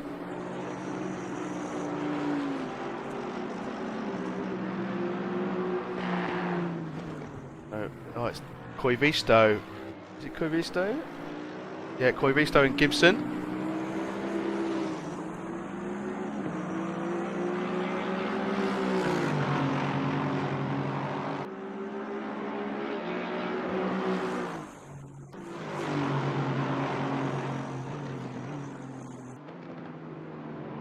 No, it's the Dan Terry team, 240, in 9th at the moment, but it's not. I'm getting confused between cars here. This is really annoying. So it's Mbabawashi. It's because this thing's not updating. 7th and 8th is why I'm on. 7th and 8th? Or is that just a back marker in the way? Okay. No, it is these two. I'm having a moment. 7, 8, 9 and 26. So yeah. Ignore me chat, please. I didn't just say that. I'm drinking water right now. I'm trying to shift the hangover. car 747, which we saw a couple of laps ago, at the moment while being lapped with car 111. It'll be interesting to see what happens there.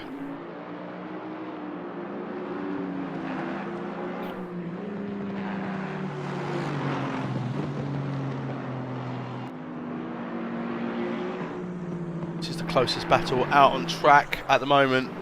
Ramsden has fallen back from Hughes in the race to the lead. It's now a 2-second gap. See that Pax's car 521 is in the pits.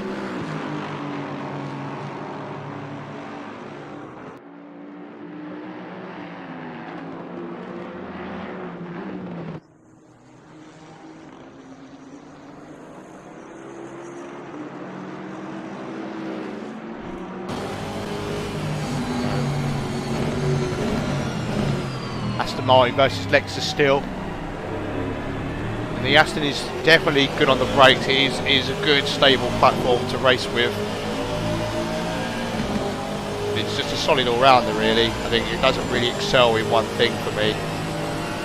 That's why I think a lot of people like driving it. And it is a very popular choice. It is. It can handle itself in the wet.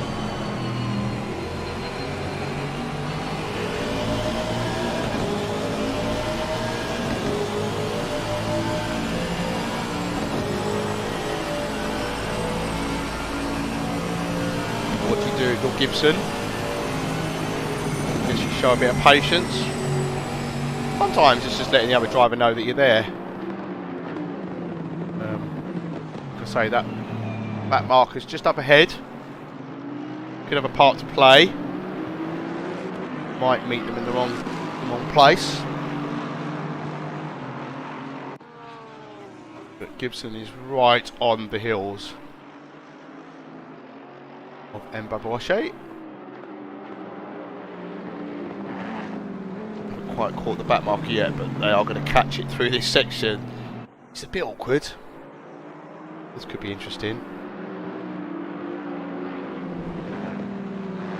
Let's see how this is handled, shall we? I know that back markers aren't supposed to slow down and whatnot, but when I'm a back marker, that is exactly what I do, especially down a straight. All you got to do is lift off, stay on the racing line, lift off, just ever so slightly, let them past. As Gibson is right on the bumper now of Mbabawashi, and these guys are fighting tooth and nail. And looking good. Hoping that 747 up ahead in the Bentley. It's Christie currently 10 seconds back from 15th, which is driven by Knight, which is the Porsche that we saw them have contact with actually. So it wasn't back markers at all at that time. So I've only just clocked there that the Porsche was actually taking over a position. I'd expect a penalty there. See at 169 just had a yellow. And that's McKenna.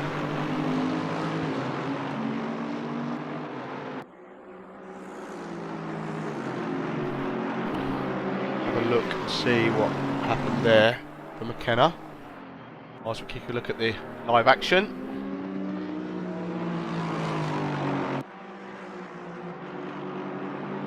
Don't miss the overtake if it happens.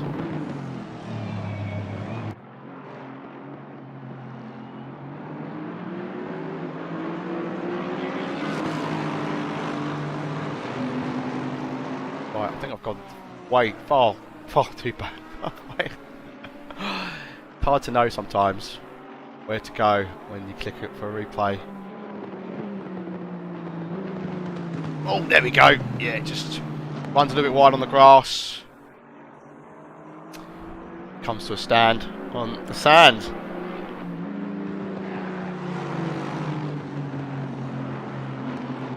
I'm a poet. I didn't even know it. Amazing. Decent little battle this. And because of that off, McKenna finds himself in 17th position. Yeah.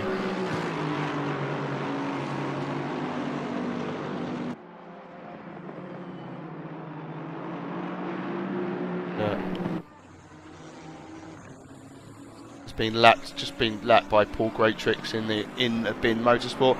Questionable livery, let's be honest.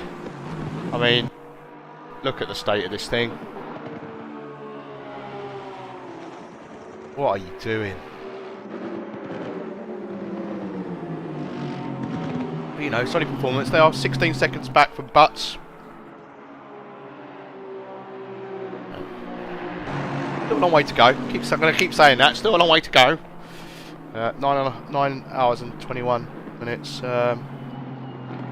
got this battle, and I can see that there is Joe Wright in the McLaren car 22. Very Golf livery inspired. Like it. Yeah, that's a livery I can go on board with. Chasing down Andrews there in the... No, that's wrong, actually. Oh, hold on a second. Where's... That is an Aston Martin. Yeah, see, what's wrong with me? Right, yeah. Chasing down Andrews in the Aston Martin car 67.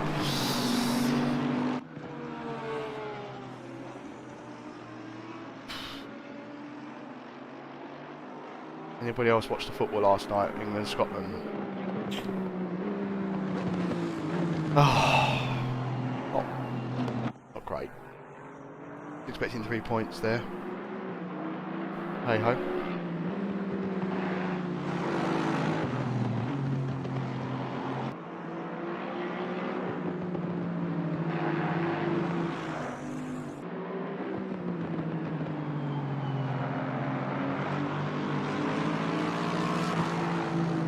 So these two pairings are the closest battles out there at this moment in time.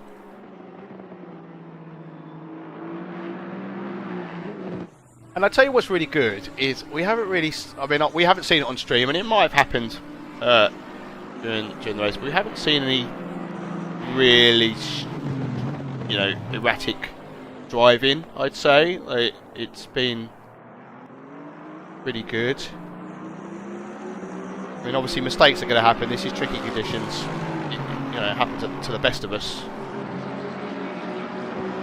But yeah, I've been pretty solid. Oh, look at that! We're up to 847. So thank you, pounds. Thank you. We're getting closer to the target. We're 84.8% there.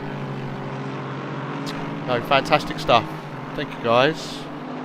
Track temperature's up to 23. And look, the track conditions are still wet, as we can see. I'll make it full screen for you, so it's a little bit clearer. But as you can see, in 10 minutes, rain plus. 30 minutes, rain plus. It's just going to get worse, these conditions. It's just going to get tougher for these guys. And I don't know about you, but when I drive in these kind of conditions, I find that my arms and my wrists start to hurt after a while. These guys could be breaking it up into smaller chunks. I'm talking about if I do like a 2.5 hour race in these kind of conditions. I feel like I've gone 10 rounds with someone sometimes. So it does take a lot. It takes a lot of concentration as well. It takes a lot to keep calm when things go wrong, because if you start losing your head, you're just going to make it worse. It's easier said than done sometimes, because especially when you feel like it wasn't your fault, it was someone else's, and then you just get angry thinking about it.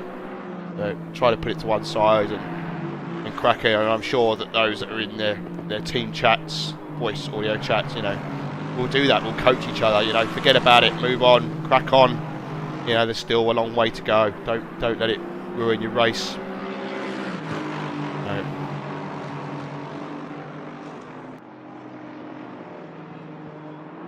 No. Gibson still chasing down Langard there. Sorry, Mbabawashi. Crikey. Not even an excuse there, I just misread it. Can't even blame the tracker.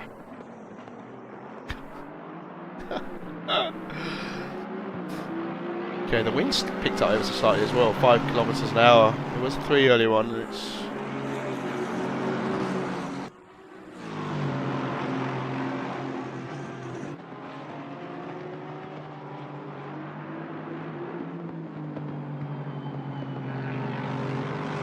good. I mean, this is sustained pressure here, and Mbabawashi doesn't seem to, you know, be making any mistakes, giving any potential openings for, you know, for a lunge or for an attempt. And the same could be said about the battle for 13th and 14th. I mean, the gap is slightly larger on that one. It is, you know, it is a second. But again, you know, these guys are handling the pressure remarkably well, better than probably I would. I'm pretty sure that gap from Greatrix to Butts is coming down there. Keep an eye on that. It's now 12.7. I'm pretty sure it was 15 earlier on. Butts has really fallen back from Hughes now at 13 seconds. That's quite some gap he's built up there. Normally a Bentley driver. It feels strange to see him in a car that's not Bentley, and in these conditions the Bentley's pretty solid, hence the nickname the Boatley. Joe Wright's closing the gap down now to half a second. He's having another attack.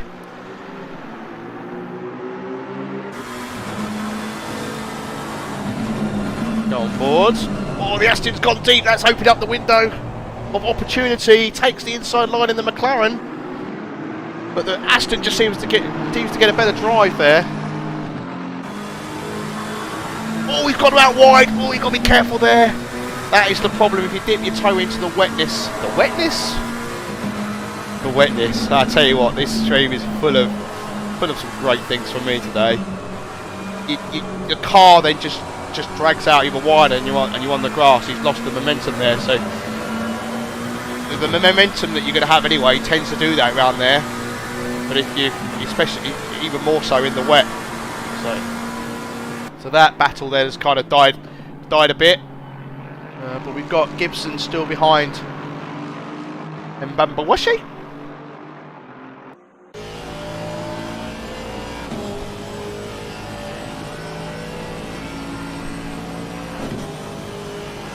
Oh yeah, we're here for Teams Unite, 12 hours Suzuka.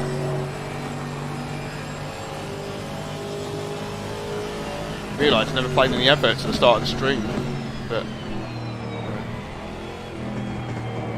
have to drop some in at some point, I guess. Oh! Yeah, Andrew's gone a little bit deep there into the... Oh, there's a slow moving Mercedes there. I don't know if you spotted that. Didn't quite see who that was.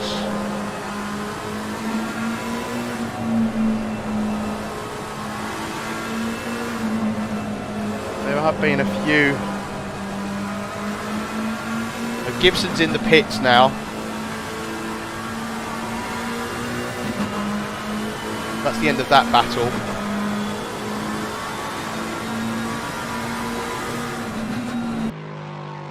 See there. Oh, I can do that. I mean, you know, we're quite nifty here at ACCS when all the gremlins have gone.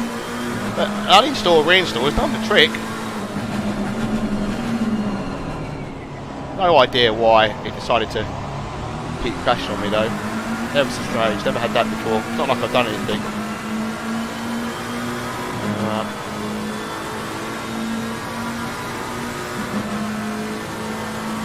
Yeah.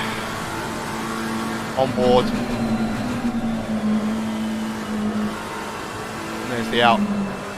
Yeah, I mean, look, this is why you come here, right? You come here for the best stream you can get.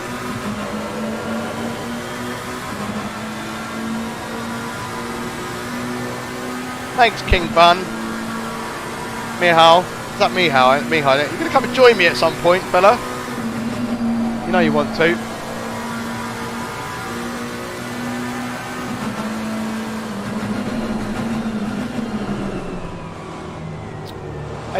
It just crashed. It just kept crashing.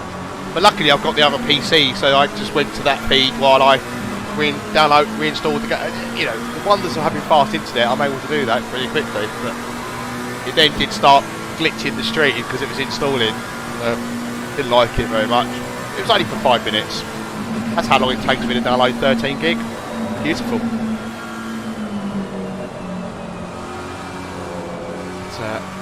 My boss has finally ordered his full fibre, which I've been waiting on him to do for ages. It really makes a difference. Okay, alright. You're more than welcome. Just give me a shout. Just tag me on Discord before you do.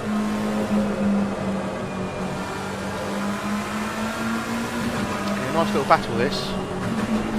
Let's have a look. See if the other one's kind of come back into play. It hasn't actually. But he pitied, didn't he? So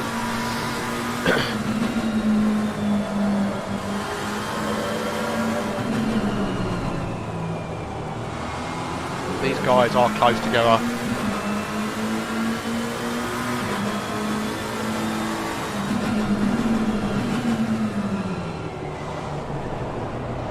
There's that Mercedes behind them, which I think is the one I saw. Is that Grey Tricks? You coming to lap these guys?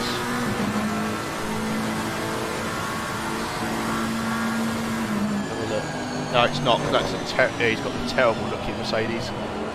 That's gold and black. Says that. Aha. Yes, it is. Okay. It's Langard. He's coming up to lap these two who are battling for position.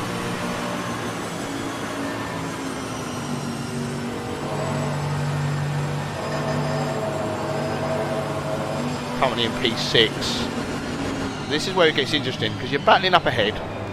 You've got a back marker behind, and let's be honest, 22's got the advantage here because he can get onto the tail of Matthias if he so chooses, and you know keeps close. And then as he tries to get past the Aston, the door of opportunity may open. Seriously, you've got to give each other more room. What are you doing?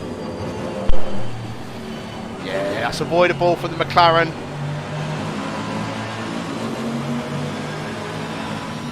See, look, I know you're not supposed to let them part. They got to make the moves. But all the McLaren had to do there was just ease off a little bit, and the move would be. And you're not then going to potentially look where we are now. This is potentially race ending, but you know, getting spun. This is what frustrates me, is that you just need to engage the brain and let it pass. That's all you got to do. You can't make a move here. It's just too risky. No. Oof, oof, oof. Yeah, that was. Oof. That felt like a moment. That felt like a moment. Now Langard is going to catch up.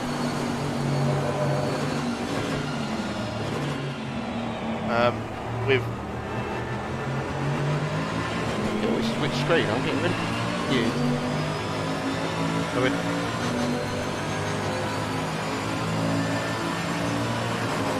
Forward Langard.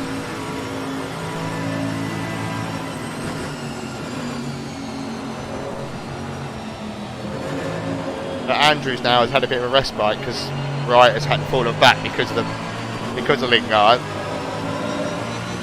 But felt like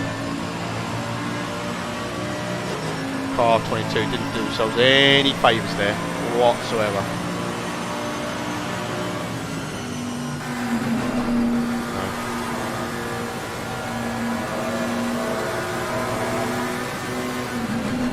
So Andrews now has got Langard behind, so how's he going to play this? I mean, Mercedes there has got a much better drive out of the final corner. Unbelievable. And I've got the feeling Andrews that let it pass. Beautiful. That's it. That's how you're going to do it. You don't want to ruin their race. You don't want to ruin your own race. Just let them pass.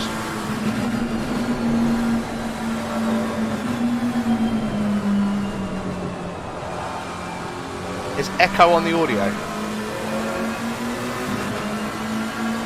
Is there? That's it. That's how you're going to do it. You don't want to ruin their race. You don't want to ruin your own race. Just let them pass.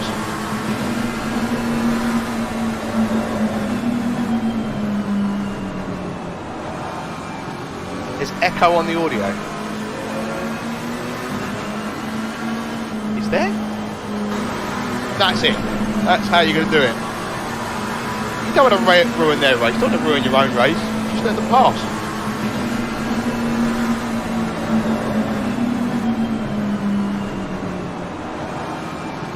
There's echo on the audio.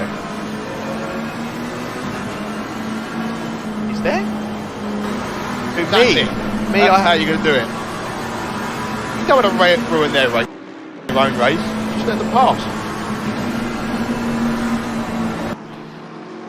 I've got some kind of reverb on, have I? Reverb? I don't know. Yeah, there is two games open, but like I mute the sound of the other one when I go side by side.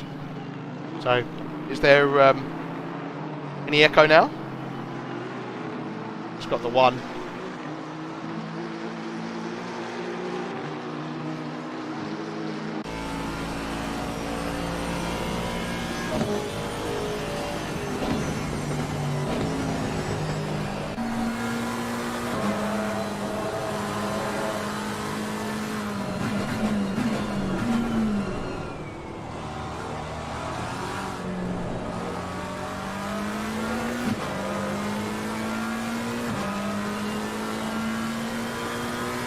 Ah, does it when I do this?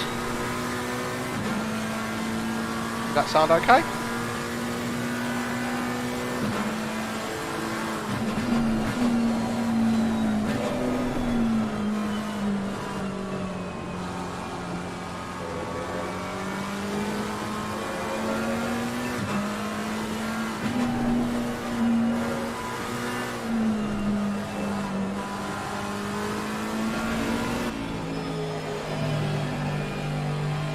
I mean, I haven't done anything. That's the thing. You're telling me it's gone, but I haven't done anything. So, don't know what it could be.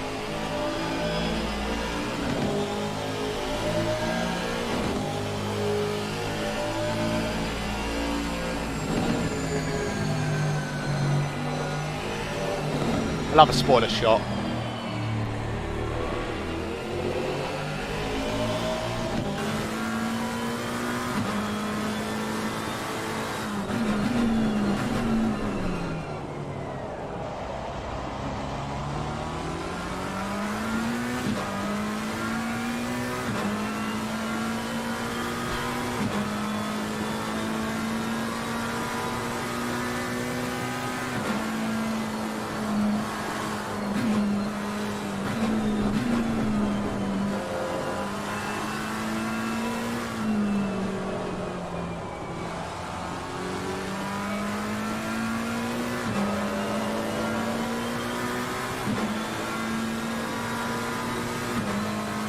Right.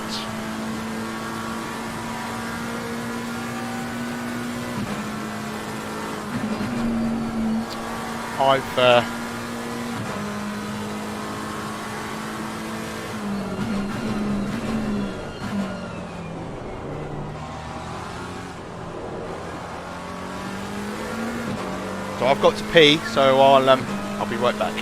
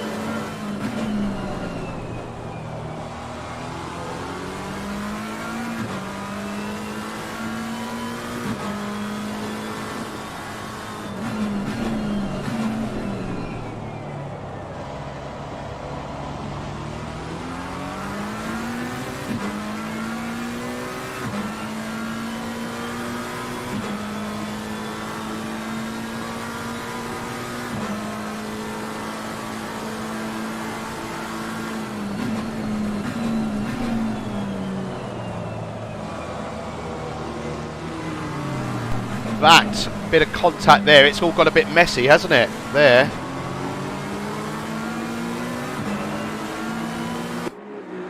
Look at that. That all got very, very messy. And the Aston Martin there of Andrews really loses out.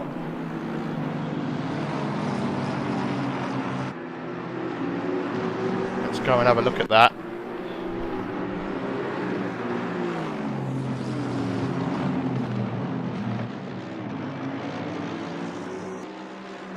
There's quite a... So you've got Andrews and you've got Wright in the McLaren. They're battling.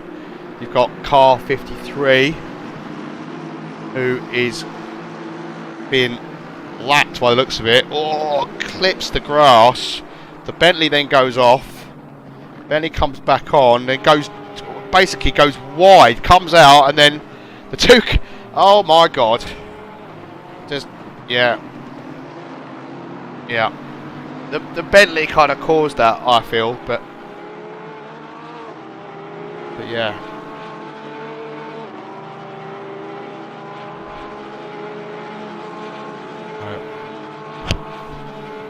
Fortunately, Andrews did lose out there. I can't tell if that's a battle there with Wright. Car 5. I know car 5's way down. Brown, currently in the Aston Martin. No. Yeah.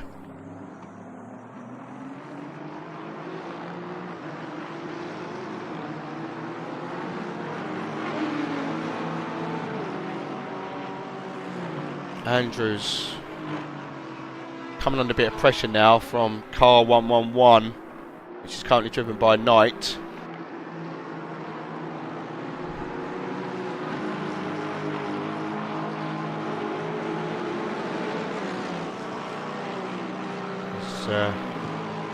Right. Oh, the Aston turning on the McLaren there. Oh, the McLaren's now spun round. Need to give each other some room. Oh no, the McLaren's got... Lucky the track was clear. There's no car. There's 747 around the corner, but that's about it.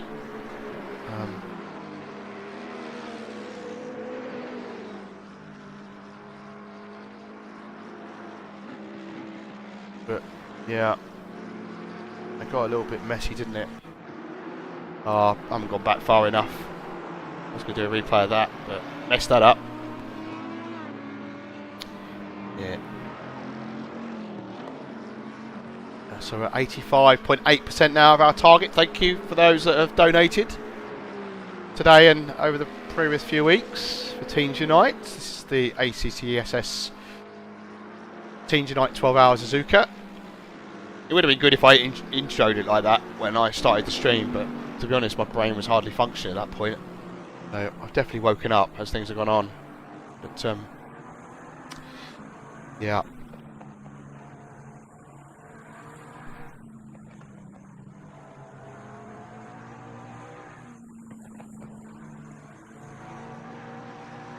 Joe Wright now down into 13th position.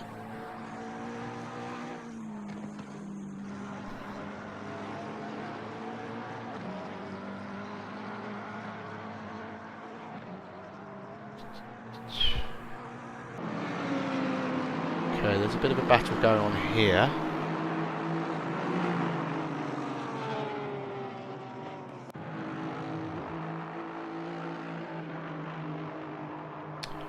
Trying to work out who's who.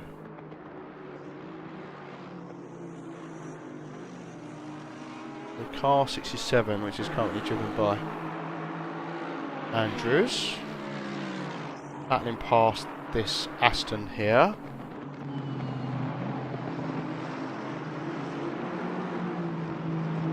To that car 240, which is in the pits. It was higher up the order than it currently is at the moment. Also Dieter Santon. Is that Santon? Is he racing? Yeah, he's in the pits as well. Normally drives a Porsche. No, different car. Looked like a bit of a bad pit stop there because I think I saw the car reversing, but Yeah, and so car 240 is out. Oh, haha! The man himself is back in the driving seat. There he is. Let's put pedal to the metal. Ah, here we go.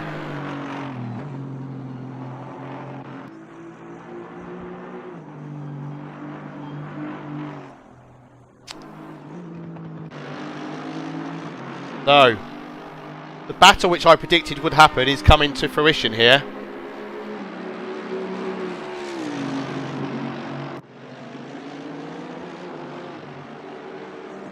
We've got a great tricks over the back of Butts.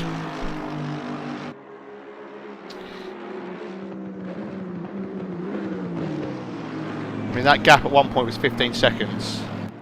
If we look at the gap to the leader from Ramsden to Hughes at the moment, it's 31 seconds.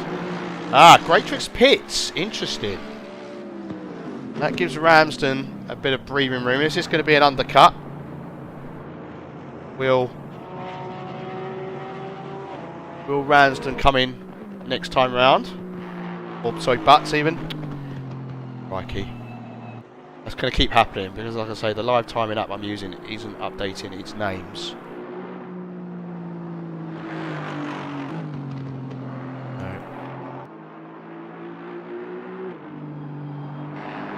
Sometimes my brain doesn't know where to look for the information, so you know, 2 copies of the game running. Got OBS on one window, 2 copies of the game, one on a different PC, and I've got 2 broadcasting apps as well. I have to control them both.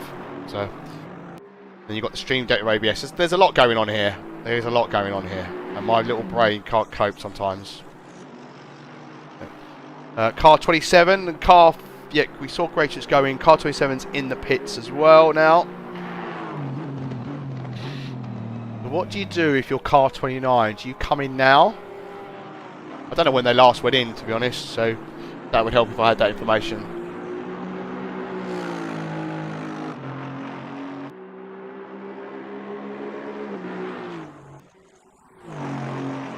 So it's good to see a Honda up in 3rd.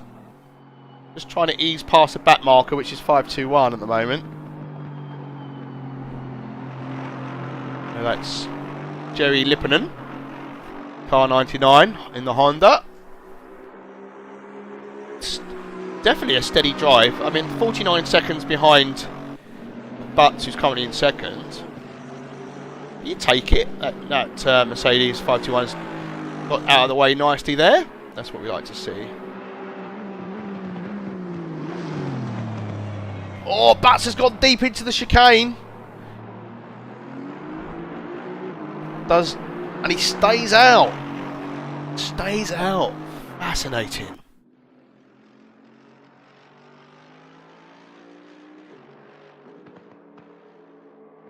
So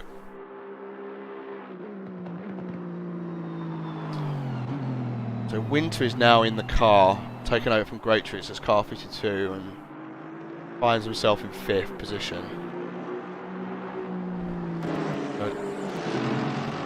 Look at the leaderboard for you. That's the current standings.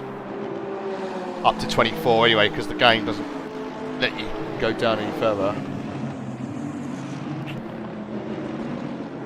Genius design. It's just going to get, I mean, that rain is just going to get harder and harder. So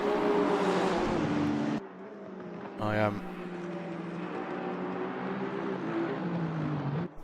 Yeah. Fascinating stuff.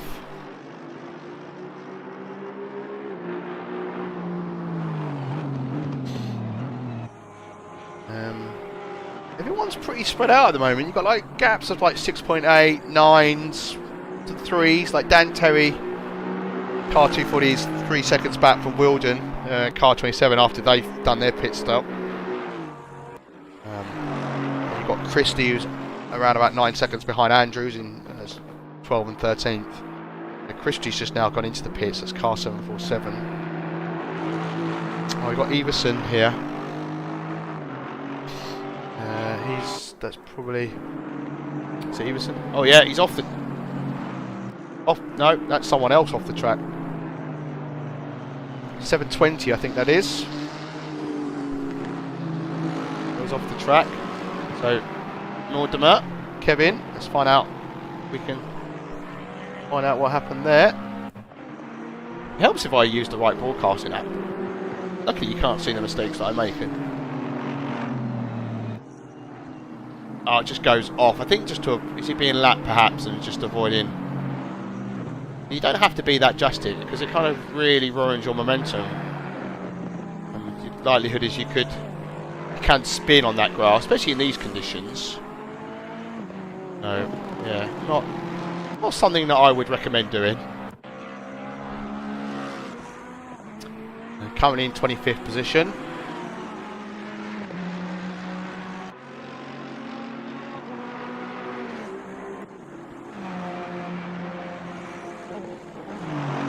Got battle here. Chris McKenna in car 169 in the Aston Martin.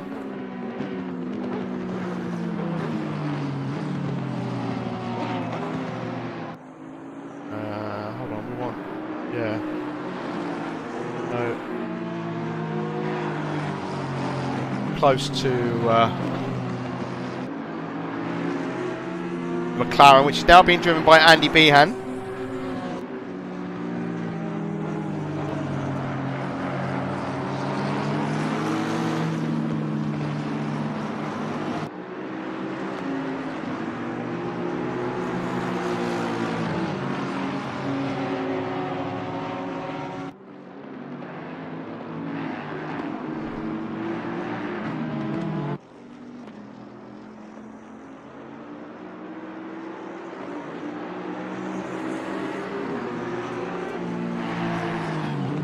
I don't know, that's a good question, Louis. It doesn't seem to be getting any... not flooded yet, but then there are quite a lot of cars on the track. I mean, I'd imagine they're clearing quite a bit of water. They've been racing, you know, since the start of the race, so... But it doesn't seem to... It's just good that we're not going to get any...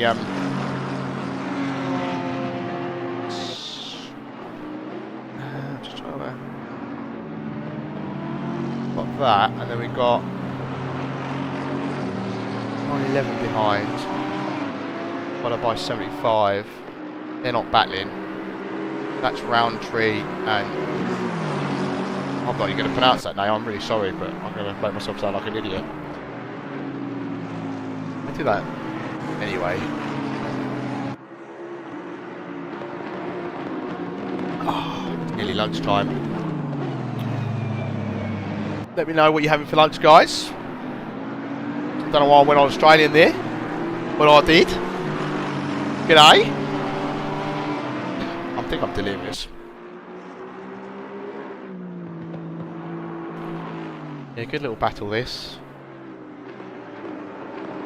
Chris McKenna hunting down Andy Behan. Oh, Behan's got deep. He's got deep in the McLaren, which has let McKenna through. He's kind of opened the door.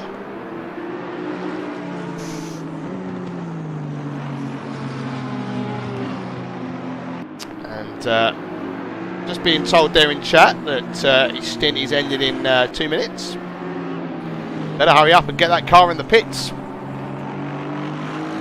Whoop, whoop.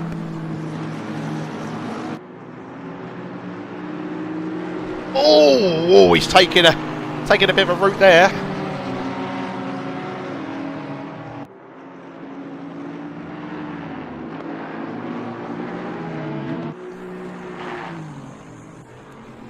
We've got these cars behind.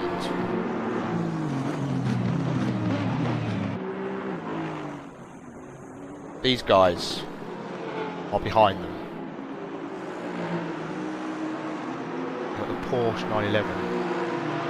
And we've got an Audi car 75, which is Roundtree. They're not battling for position. I'm aware of, because Roundtree's in 20th and Shock, shall we say? Stock is in 26 and the Porsche. So, yeah, a little bit messy around here. Behan goes a little bit deep on the exit. up.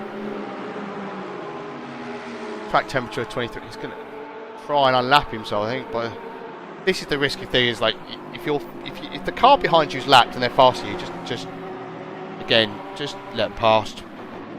I mean, I've done races before where I'm going pretty well, but my focus then starts switching to the car behind me. Here we go. McKenna's in the pits. McKenna is in. How are we doing up ahead? So right, Hughes is now in the lead. We've missed that. So, well, not Hughes actually, because he's not in the car. But it's Katia.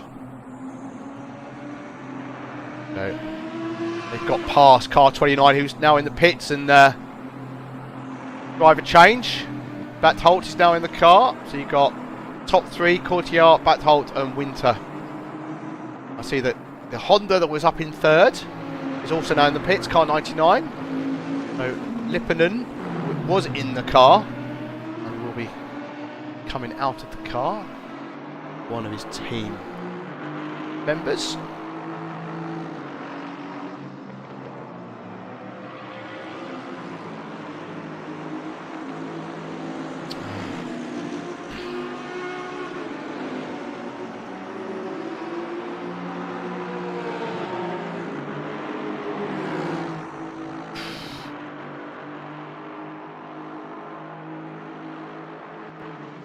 So I'm not getting any instance on my tracker. Let's go and have a look at replays. I was, but no longer.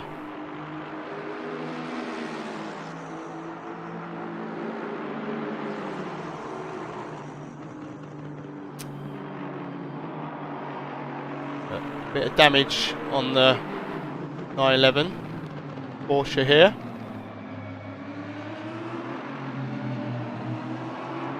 Looks like it's been in the wars actually, doesn't it? The bonnet is popping away.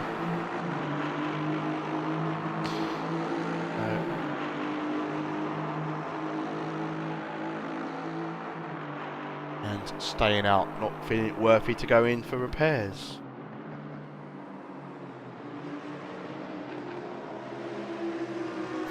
And Terry closing down the Lexus ahead of Rodriguez.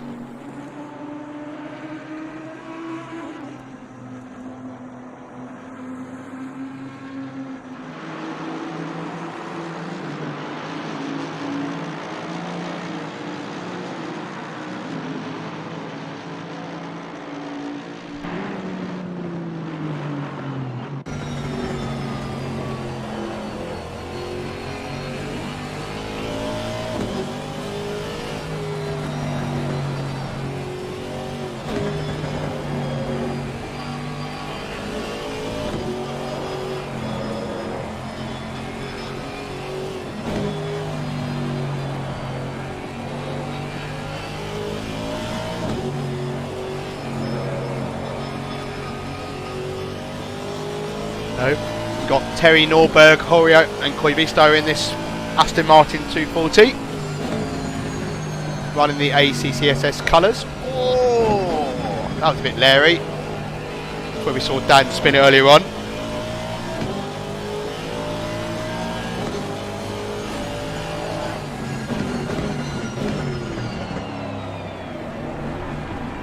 I had to mute my mic as I just had a little bit of a sneeze. Ian Brown's also chasing down Mila. So that's car 4 and 5 having a battle.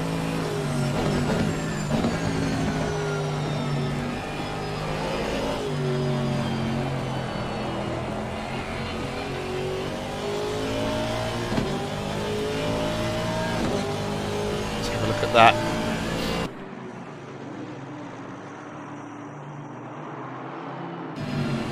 Oh, it's made the move there.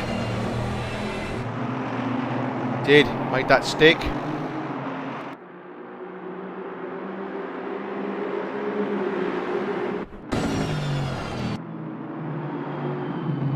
outside there. Look, he was given the room, to be fair. I think he was kind of, maybe the door was left open just a little bit there.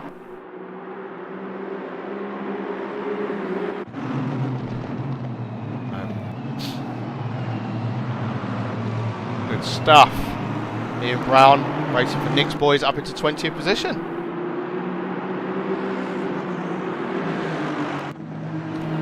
This is still going on. Behan is closed down Andrews.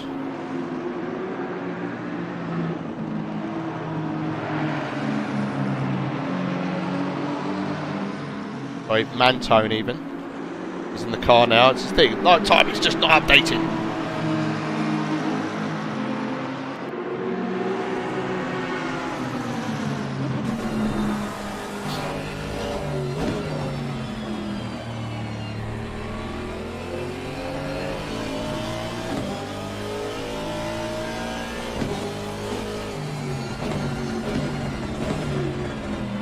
You've got Noah as well as it's getting a bit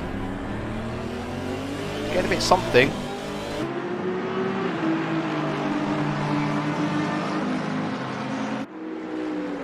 Is that Noah up ahead as well? Is it Wang? Wang.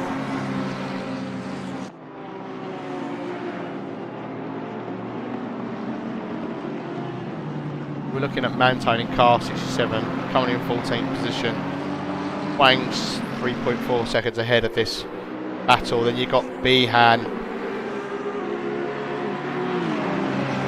in the McLaren. There's a lot going. It's so hard to keep track of what is going on here. Got an Audi. Is that 75 again? It is, yeah. Oh! Oh, he loses the rear end there and puts it into the wall.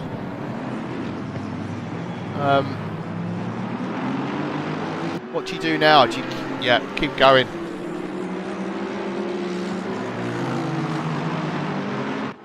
Keep going.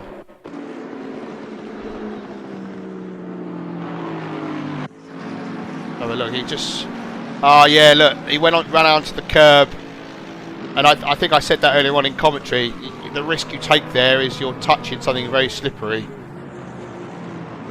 And rear end got away from him for that reason. So, you know, you can carry in the dry. That's what you want to be doing. You want to be carrying as much speed as possible. And a car there slowing down, getting out of the way. A bit drastic. Still got 28 cars. It's good going. We've got eight and a half hours going remaining. It's supposed to be getting wetter and wetter, according to what's said up on the top right. Yeah, no close battles at the moment. Terry's fallen back a little bit from Wilden. Greatrix is 31 seconds behind Hughes. It's not Greatrix in the car at all. It's Jack Winter. Then we've got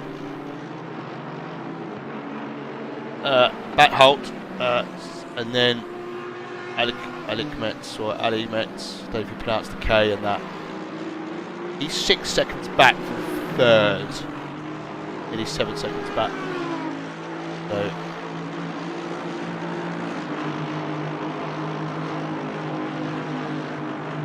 yeah. So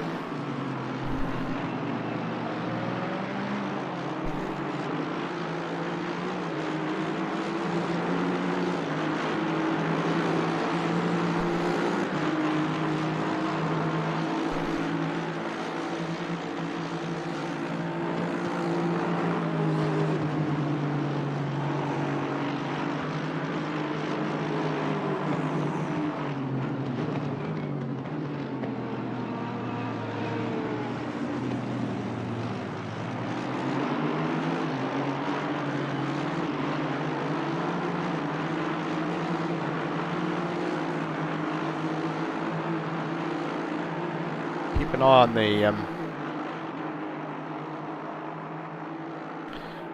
the battle for see if this horrendous looking Mercedes can get that gap down.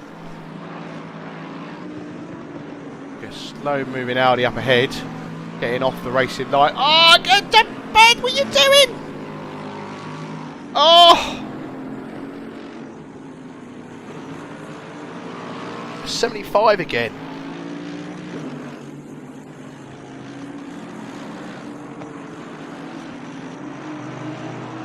This. Right. Just being very slow. I must have had an incident, I'd imagine. But then they go off the line and come back onto the race, try and take back the racing line.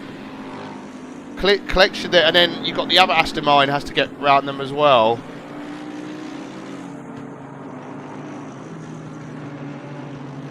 Yeah. Yeah.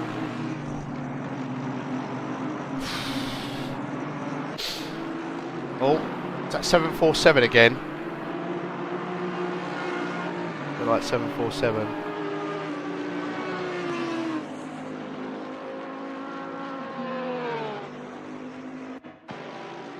Yeah. Oh! Oh! Waits for a gap, which is good. Decides to go off the track again. We didn't see how he ended up there, but by the time that I clicked the button, I think it might be too late.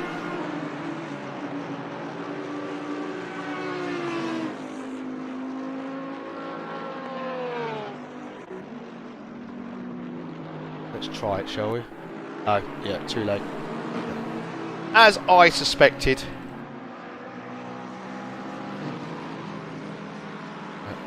And I would switch the other server, but as always, having on the PC even, as always, having slight technical hitches from time to time and having to work around them. You know, I like to keep myself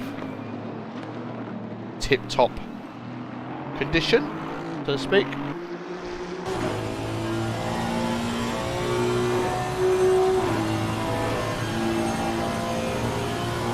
Right on board, we're looking at. I don't know what it's not allowing me to control. I know why.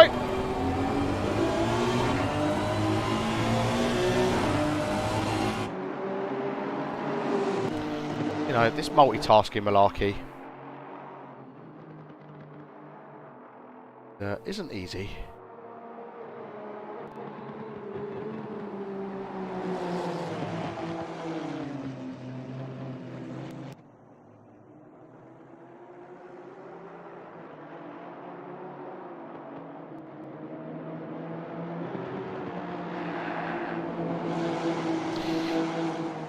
Okay.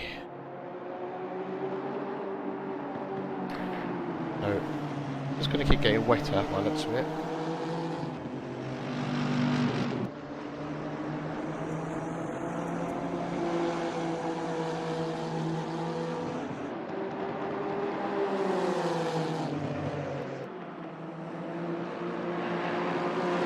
We still haven't got a flooded track to the relief of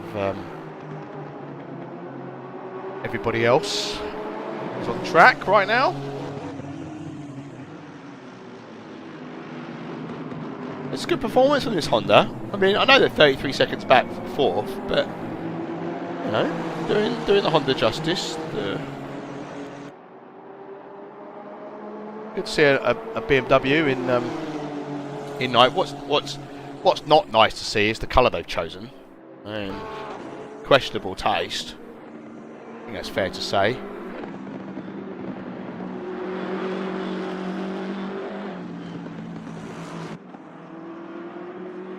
Yeah, I think it's the only Beamer in the grid as well. So it's just coming up 12:34 local time. Time is 4 minutes ahead of real life. That's fine. Feel my tummy starting to rumble. I feel a break for lunch coming on.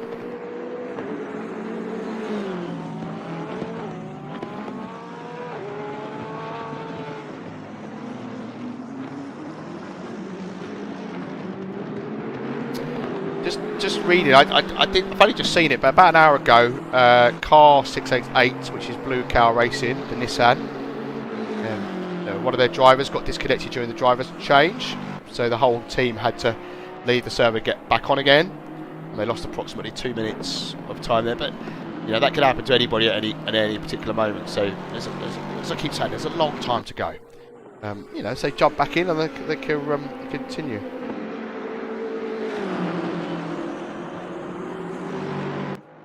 And 688 now find themselves in 24th position, so they've moved slightly back up, so that's good to see.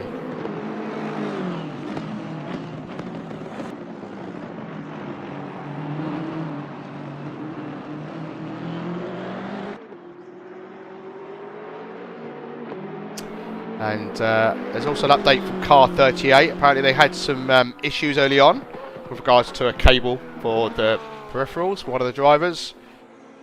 You had to restart the game. As we all know, if you unplug and plug things in, ACC doesn't like it, so you have to restart the game. That's why they're 4 laps down at the moment. Let's give them some love, shall we?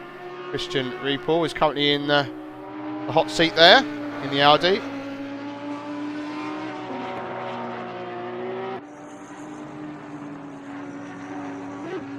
Oh! Oh! Oh! Give them. That is the commentator's curse. That. Sorry. Well, we're going to harass someone else. Have a look at Wello in the car for the emotionally unstable racers.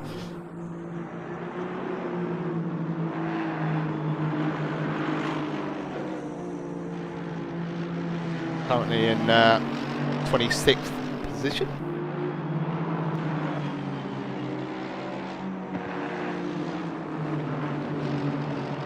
About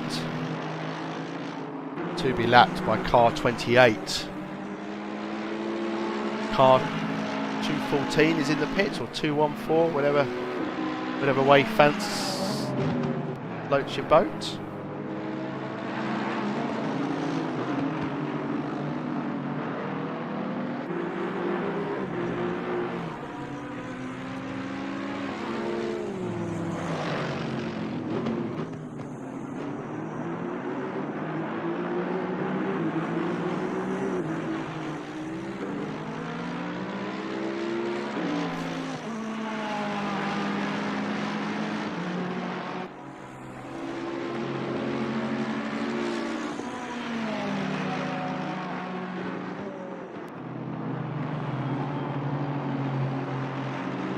Terry has fallen back from Rodriguez in 10th. I can see that. And we've got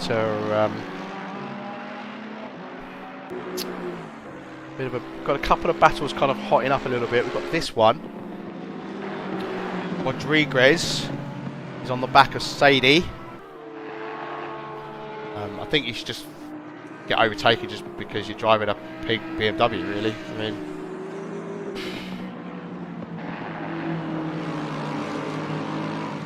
some people may feel that is harsh, but you know, I think it's justified. No.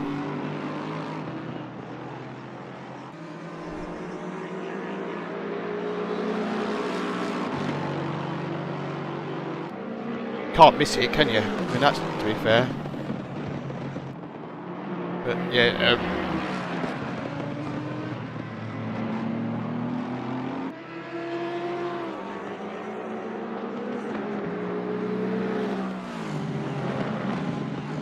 Got another battle hotting up, so I'm going to cut to that on the other screen here. Making the move. Mercedes there. Langard on the Honda. Let's gonna have a look at that.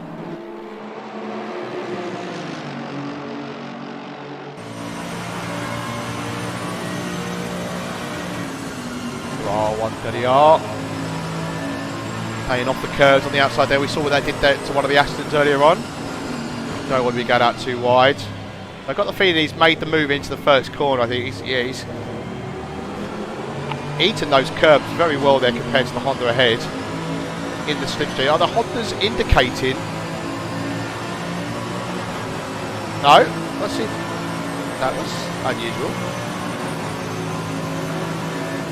And the Hondas then braked quite early. I think the Honda's done that strategically to try and allow them to concentrate. Which, you know, like I completely understand. You know, you got to think about the long-term game rather than the short-term, and you know, being able to get your head down and concentrate. One way of doing it. And we've still got this battle here.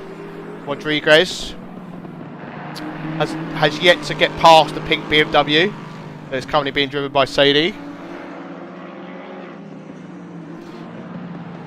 Yeah, I mean, what can you say about the pink BMW?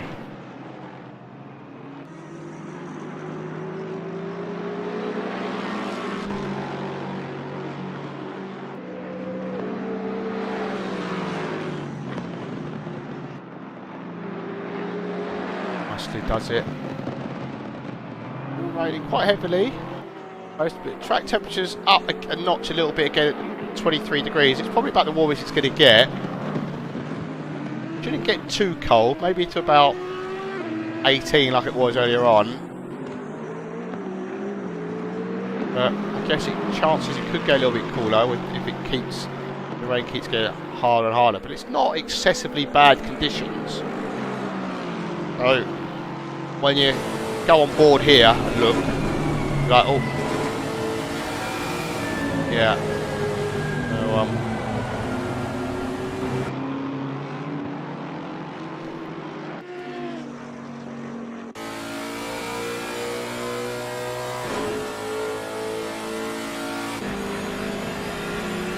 So, oh, look at that pink. That's really bright, isn't it?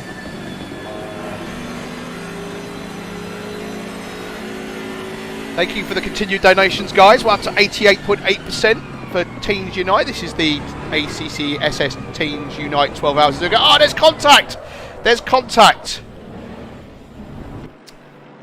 And the Lexus has slowed down. Gonna let them pass, I think. Yes, they're flashing. Bit unfortunate there. Let's go and take a little look at that. Do the whole. I find the helicam useful. I've gone quite far back, so apologies. We're going to be here a while this plays.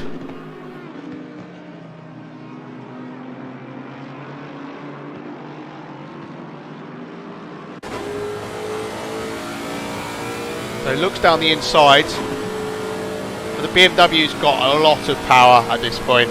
This is one of its strengths. Lexus more comfortable through there.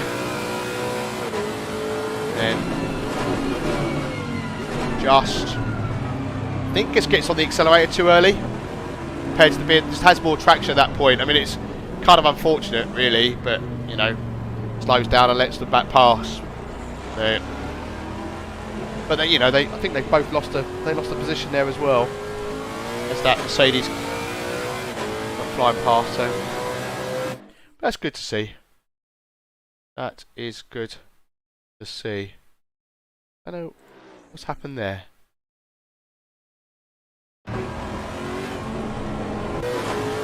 Oh, that was okay.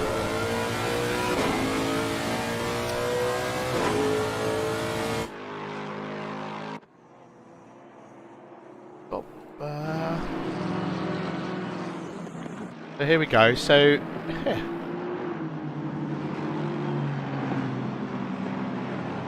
Mercedes. Aha. The 240 is now ahead of Sadie. So the 240 and the 420 have swapped around. So Terry now up into 10th. Yes.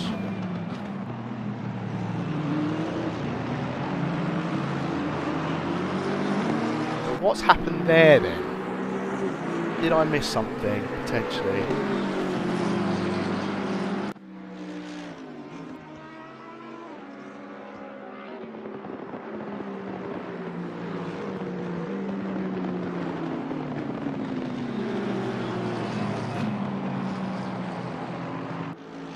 Right. I'm just going to leave you with... I don't know, there's not really any close battles at the moment. No. I'm going to leave you with this for a moment. I'm just going to take another toilet break. And then I'll be right back.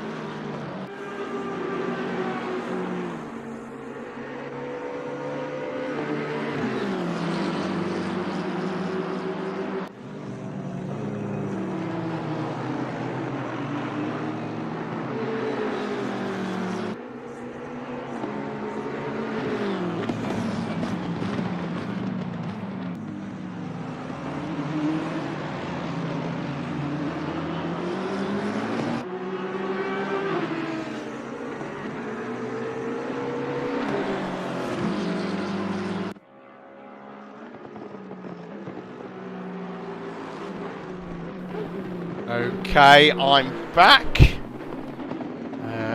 Chris, if you're in listening, I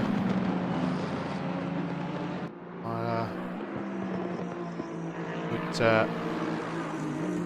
go and join the green room. I'll jump in there with you once you're in there. So, Sadie at the moment, car 420 in the pink BMW, just outside the top 10 and 11.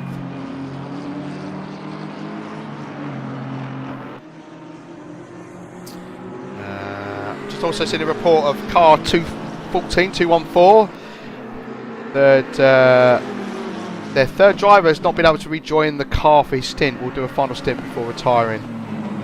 Oh, that's a shame.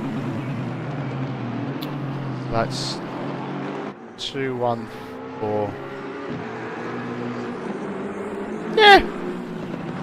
What's 8 hours between friends, eh?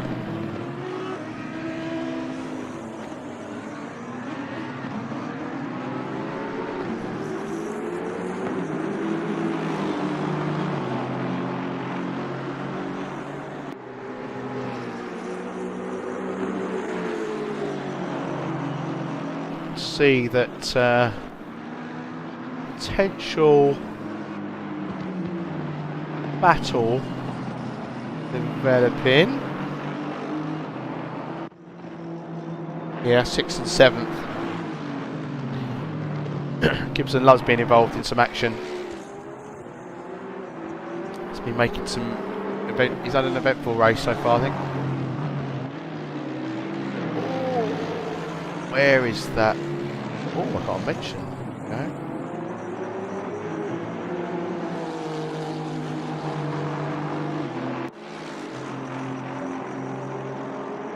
Okay, so my my cries for help with the driver name change have been answered. Let us bang on it.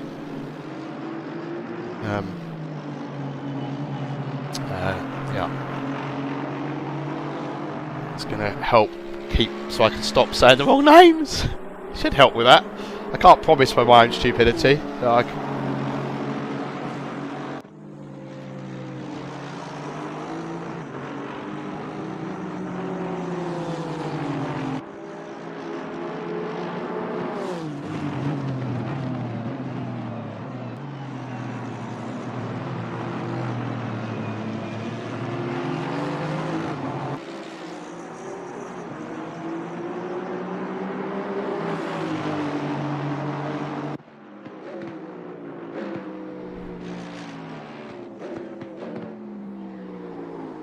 Right, Gibson. Lippinen's under pressure from Gibson. So just in the bottom right there, we're on board with Gibson. Rain coming down. Still track conditions it's wet, it's not flooded, but we think it's going to happen at some point. And that's where it does get really interesting. When we see the Jensen Buttons of this world come forward, you know, the guys that are able to have decent pace in the tricky conditions. Always something I felt that he was good at. Same with Lewis Hamilton, to be fair, he's generally pretty good in the wet. Nippon in there getting the rear end of that 99 Audi. Nearly came round to say hello, but he kept control of it. Nicely done.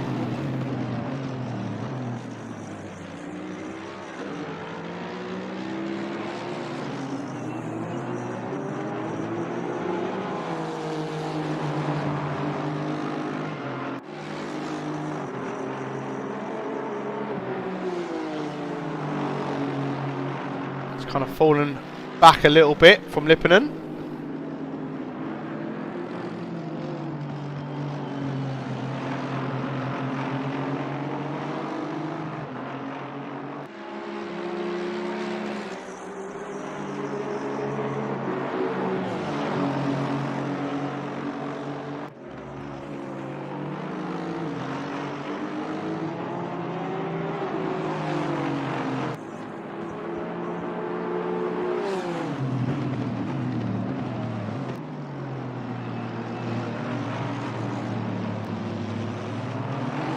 Good to see the people popping in chat. Hi chat, hope everybody's well. To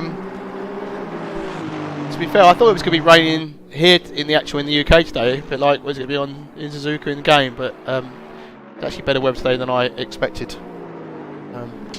But I haven't really done much sim racing lately because it's so hot. I don't really want to. No, I don't know if anybody else feels like that.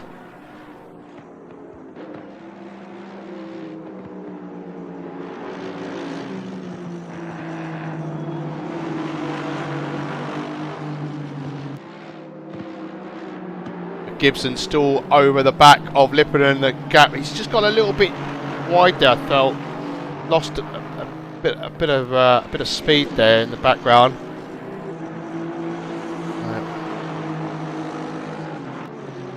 Mind if drivers want to pop into the green room, I'll pop in there. We can have a little chat about your stint or anything else you want to chat about.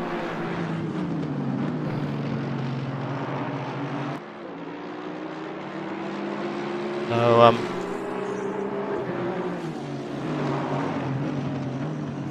do need to go and have a break shortly to go and get some food. We'll be taking a break.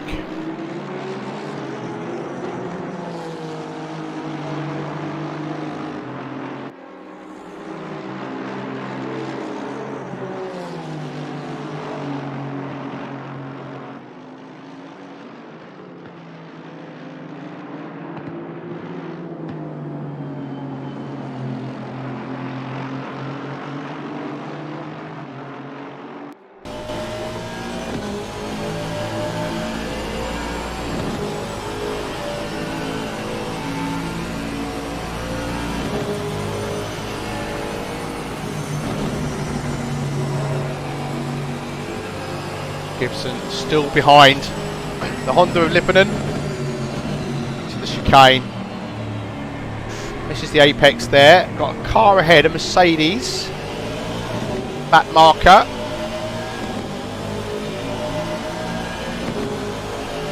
Gets nicely out of the way.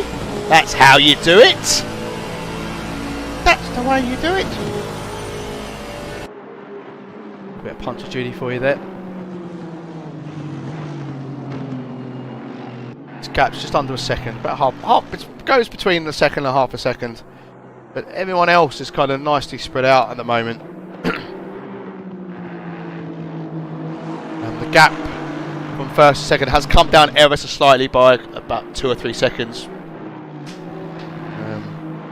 Last time around, our race leader Katia did a 2:10.9. to where Jack Winter did a 2:10, nearly flat. So nearly a second faster that last time round. But still a healthy gap there of 27 seconds. So will that continue to come down? Possibly. But what is fascinating is the man in third, Ali Kmetz, is doing 2:09s. So he's setting the pace at the moment, and he's a second faster than our race leader. So yeah, pretty remarkable time that. Actually, sorry, Jack Winter's only 100 second faster last time around. What am I talking about? A second? That's not right. But our third position car, 690, was a whole second faster. And Ollie Henley back in 12th is setting, did was fastest last time round with a 2:09.7. So, and I can see that Ali Kmetz has just gone past the line again and done a 2:09.6. So, yeah, really setting some pace at the moment. The third man car. Ooh, pink. What is with pink? What's with the pink at the moment? Pink Aston with yellow. Why? Why such a monstrosity? Why hurt our eyes with this? But he's absolutely flying at the moment. So, and to be fair, so is Rodriguez with 2:09s as well. He's in the 2:09s. It's not Rodriguez at all, is it? Yes, it is actually. In car 27, which is the car that car 240 tried to catch, but and 420's just entered the pits. So a driver change coming up there.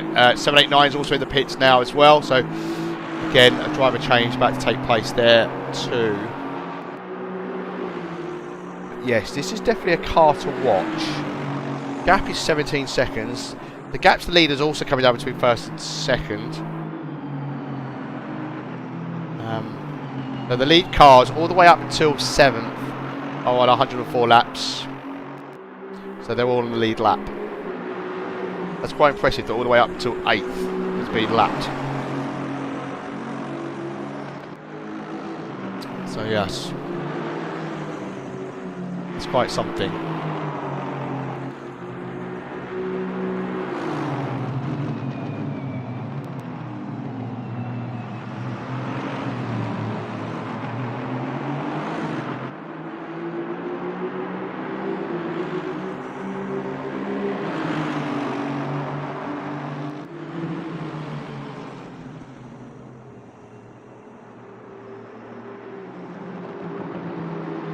Drivers is reporting that their internet keeps dropping every 10 minutes.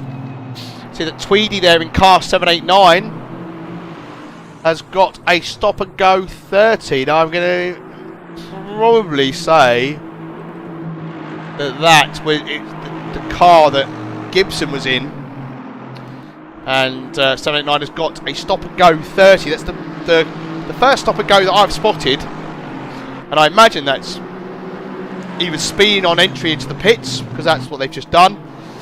Done a driver swap, or I'd imagine it's probably the entry rather than the exit, let's be honest. So, Gibson, most likely, giving his team a challenge there. That'll take him out of the top there. Oh, there's the Nissan there. Having a moment. I imagine that the Nissan's all the way down there, so that's 688, was it? Yes. Let's have a look at that. Oh, right button. Just goes out too wide onto the wet stuff and loses it. So.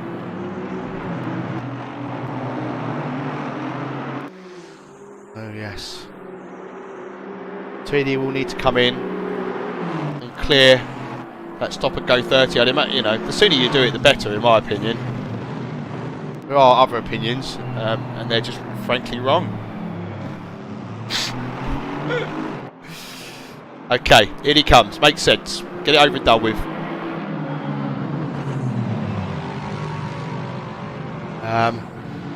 Yeah, Winter's found some pace as well now. He's in the low 209s. I mean, about a second off their best lap, but you know the conditions are just getting more treacherous as the rain keeps coming down. So, but yeah, flying. So car 52, as we're looking at now, is in the 209s. Car 66, which I'm keeping an eye on because that gap is, I think, was coming down. Okay, so 240s now in the pits do a driver swap. Oh, they pitted. Are they actually pitting rather than clearing the... Oh, of course it's stop-go 30, isn't it? It's not a drive-through. Oh. Yeah. That is horrendous for you.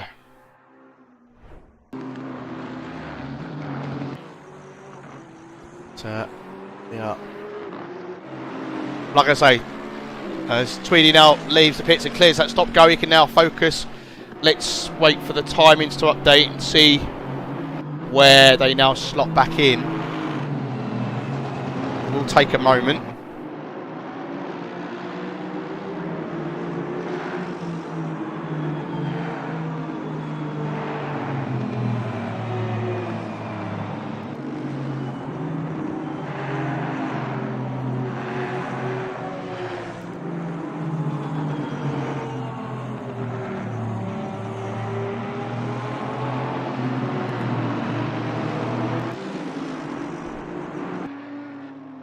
Car that is last out on track at the moment, Patrick Nadler, car 38. Let's give them some love.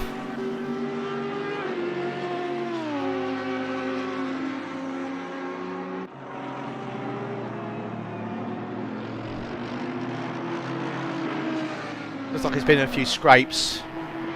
7 laps down.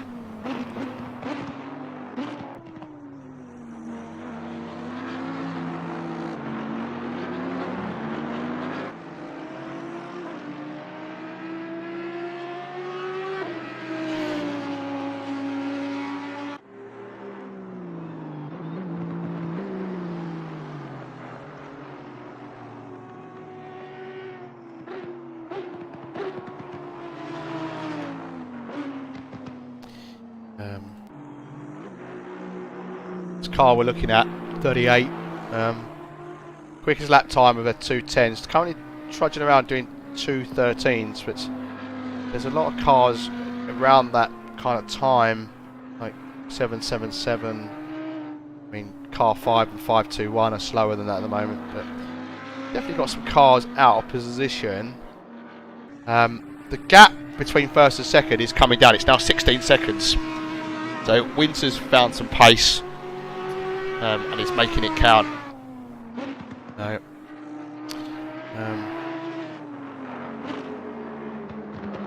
Another car we haven't given any kind of airtime to is the car 214, the CAF Esport Aston Martin.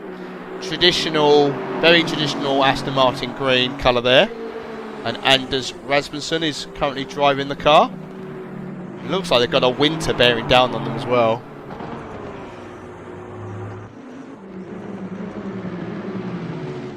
Yes, indeed. This man is flying right now.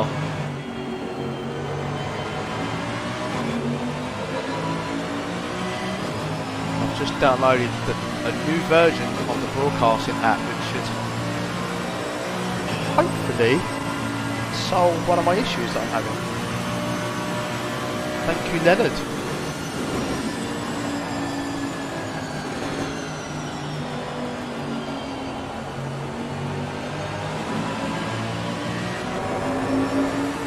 Ah, put a wang on this. I bet he's heard that before. I am such a child.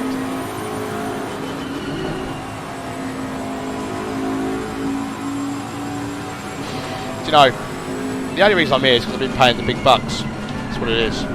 Oh, Behan going too deep into the chicane.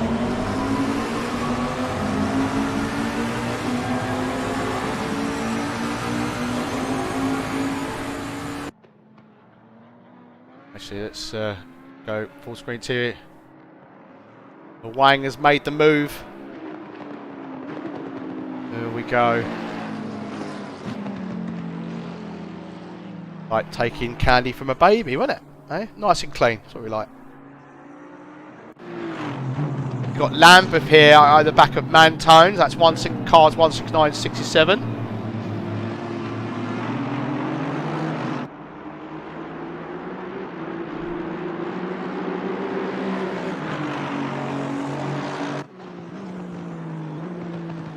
There's a Mercedes behind these two as well, but it's currently in 19th position. That's Santon.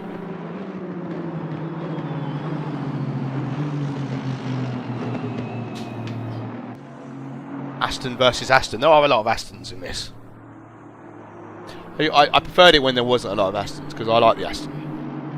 I prefer it nowhere else. And there's not too many of the car that I'm in. Woo! Yes! 91.6%. Thank you, chat, for pointing that out. Yes! Look at this level of production on this stream. I mean, gotta say big thanks to Dan for putting together all the images. I know he's a busy man. Well, he told you that he's busy. Doesn't mean he is, does it really? But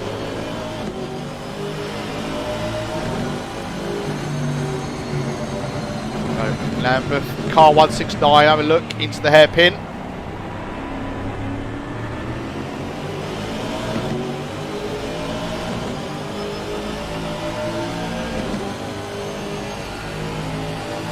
Yeah, this is the ACC SS Teams Unite 12-hour at Suzuka in a wet. Oh, I thought he was going to rear-end him, but he got that slowed down.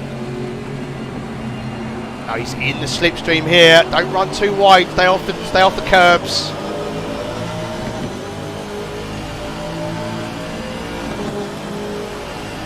Can he stick behind through?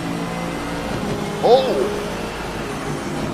I think the Aston ahead touched the grass there. Oh, this is close. Are you going to make a move into the chicane? Is that what you're going to do? He does. To be fair, Mantone gives him room, and the thing just lets him by. It's just under 8 hours to go, so 7 hours 58 minutes. And on that bombshell, I am going to take a little bit of a break. I need to eat some lunch.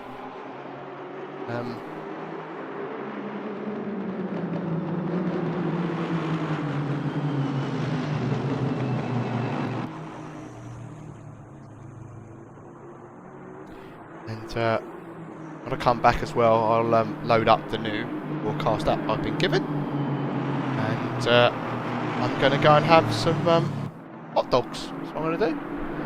So I shall see you in a bit.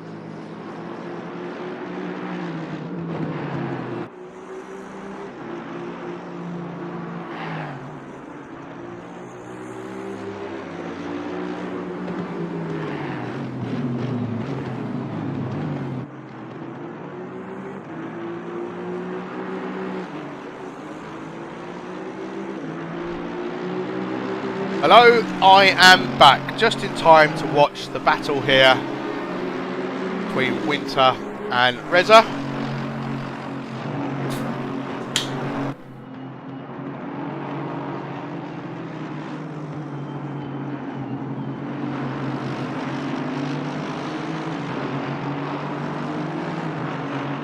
So last time around, Winter was 2 seconds quicker on his lap. So Reza in the 212s, Winter in the 210s.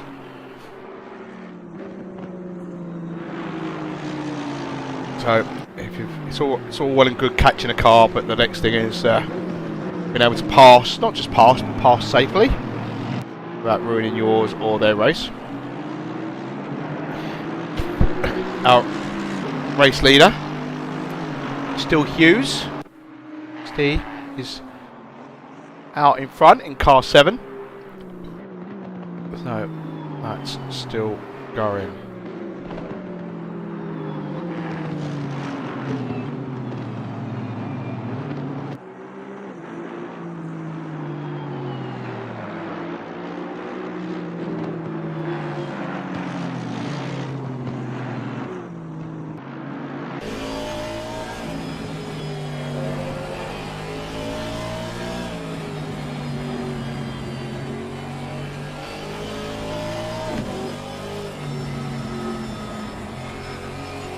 A little bit of side action here.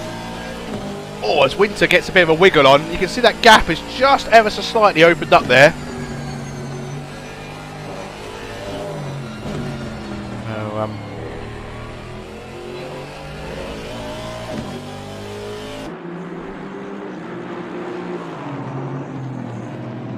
So this is the ACSS Teens Unite 12 Hour at Suzuka. Welcome if you're watching. You're not watching, and you're not. Oh, there's a yellow flag for car 99. Currently, that's Jackson in the car. Let's take a look back as to what happened there.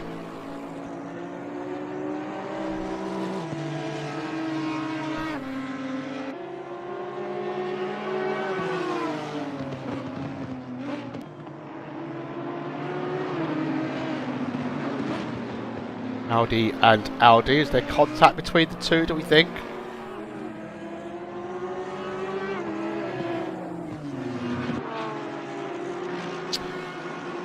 Or is it just heavy on the...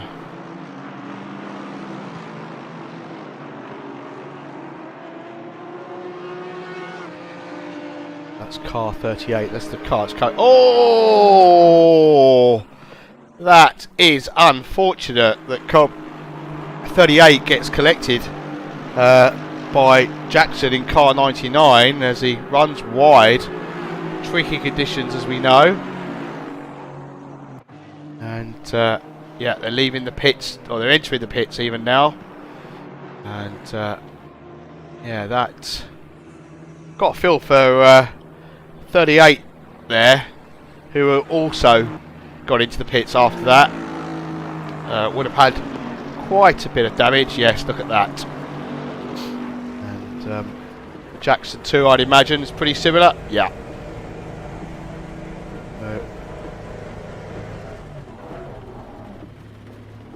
Yeah, definitely needs to get some repairs on the go.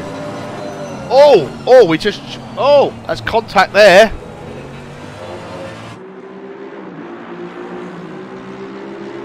See which car that was. Is that car 4? Yes, it was. So let's go back and see what's happened there. So back marker.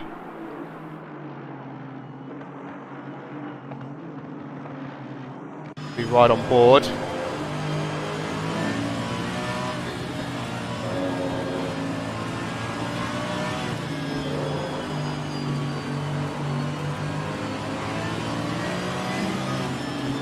Yeah, it's very hard to get past the back marker at this particular point, as much as you really want to, and we all do when we're in this position. got a feeling it's here. Jack's a little bit. Yeah. Yeah. Obviously, someone that's not as confident, and you have to make allowances for that. You really do. No. Yeah, I'd imagine Jack Winter will be getting a penalty for that at some point, if not live, later in the day. Yeah, you've got to show a bit more caution. And that, he's still only 2.4 seconds behind. Also got Matthew Jolly here, or Matu Jolly maybe, or Jolie, in the 911 car. Porsche was very close to 688 Everson, but it's fallen back 1.8. Maybe they got overtaken, and that's what took place there. But the gap was pretty close at one moment, and it's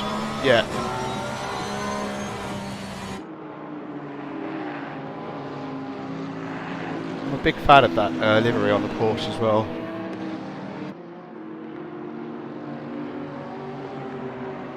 No, Winter has just got past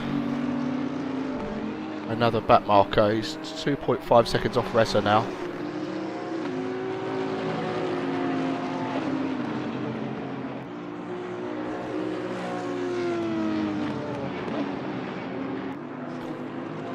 As you can see at the top of the circuit, there's quite a lot of cars there. I can see in the mix is 240. Which is Dan Terry currently in 10th position. Ollie Henley behind Dan Terry, 9.5 back. I'd expect that gap to come down. Henley also in a Porsche, if I remember rightly. Oh, it's not Henley at all. It's Sheribo. Yeah, I've got to load the other broadcasting now. Oh, that car, 53. There. Oscar is Eisberg.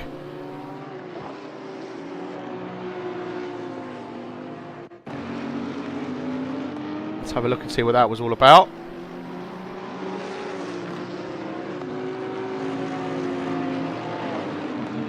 Goes on the grass.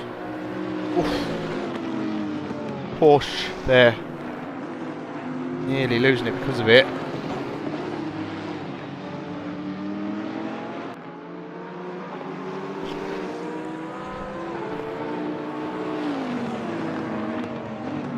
The hairpin. Does that fine. Car 911 behind, trying to get past. It is a back marker to them, so car 53. It just loses it, goes wide. No. I'd imagine there's more. It does look like there's more water out on track right now than there was earlier on. That's a bit uneventful, really. But tricky conditions. Back to Winter.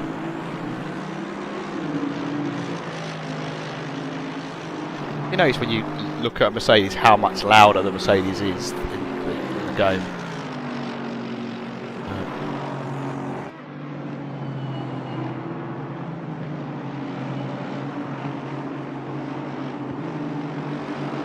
And you can see Reza up ahead.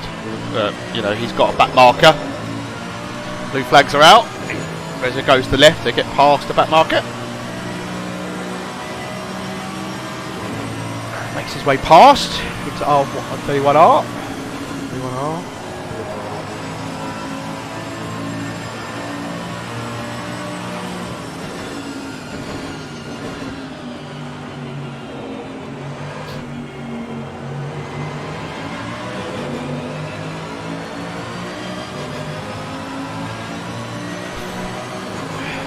Jack already flashes lights to the back marker.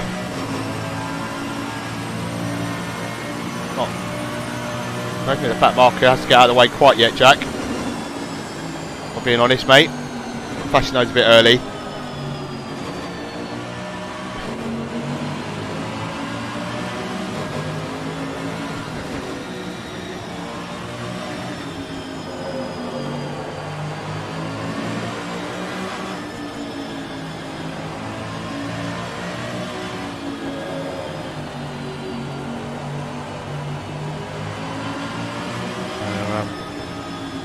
traffic causing the two guys a bit of trouble right now.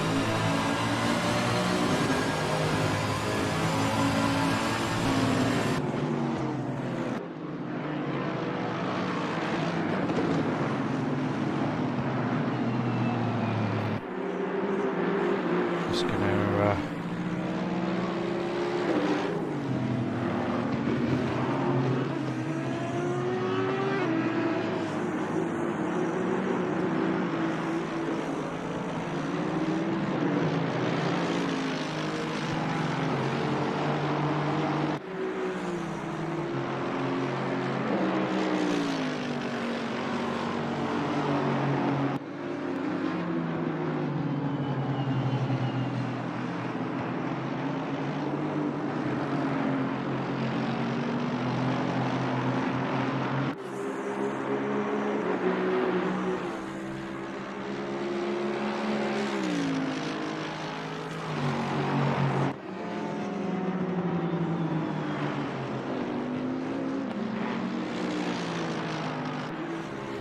finally, that gap has opened up to 2.9, nearly 3 seconds.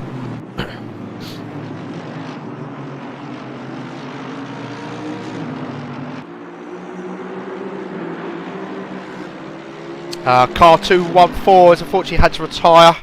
They're saying that they've had issues with one of their drivers being able to connect. So they're ending it here. Unfortunately, that's a shame. They also said they've enjoyed themselves, so they won't put them off taking part in any future endurance events, which is good to read.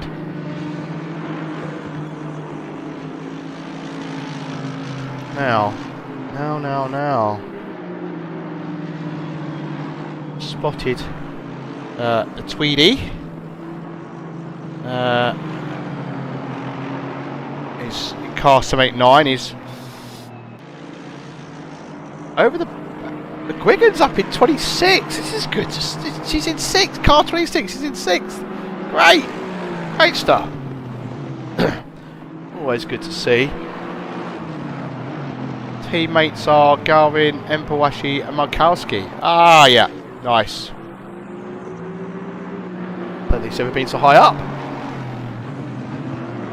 Careful, Alice. You might get a nosebleed. Tom Tweedy then looking to make the move on the Lexus driver.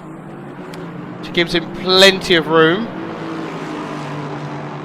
So 789 car is the car that had to do the stop and go 30 earlier on. So actually that's not too bad considering they had a stop go 30 before I took my break. Oh, I'm just seeing that Winter's gone a bit wide. He was not having a fun moment there.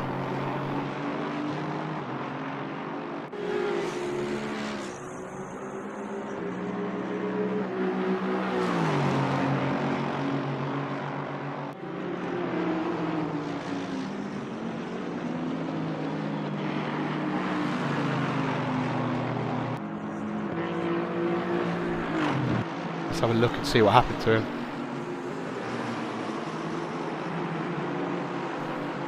Definitely had a moment. Got back marker ahead of him, separated him and Reza. Don't think there's anybody else involved. I think he just might have just missed his braking point.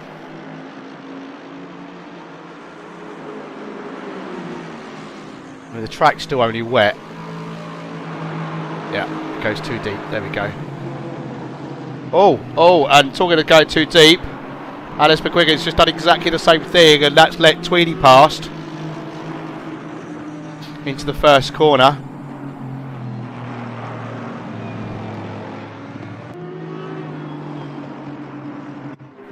So let's have a look at that.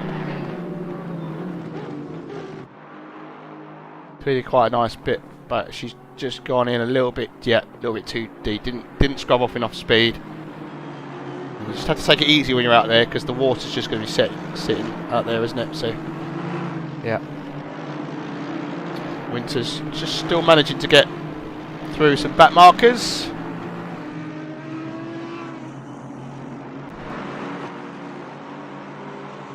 And past all three he goes. Setting his sights on Reza now. He's at 1.6 seconds up the road.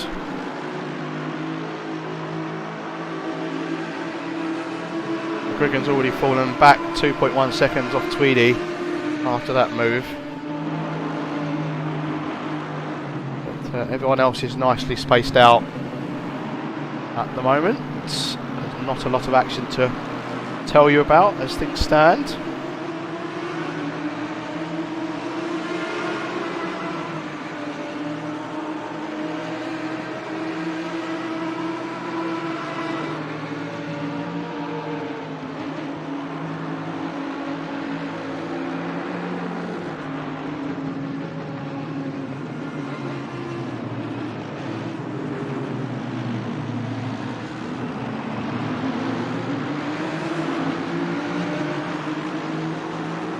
That gap is coming down.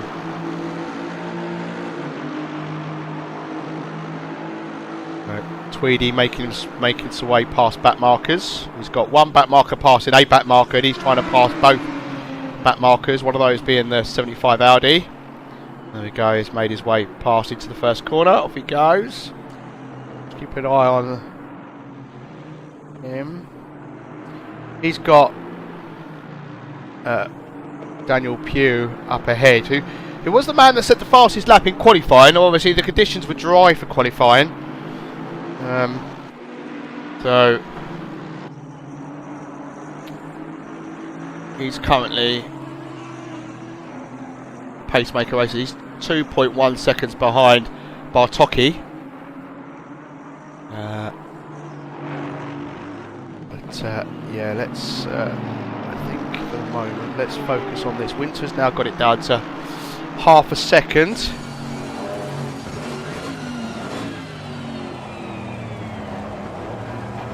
right on board with Jack Winter.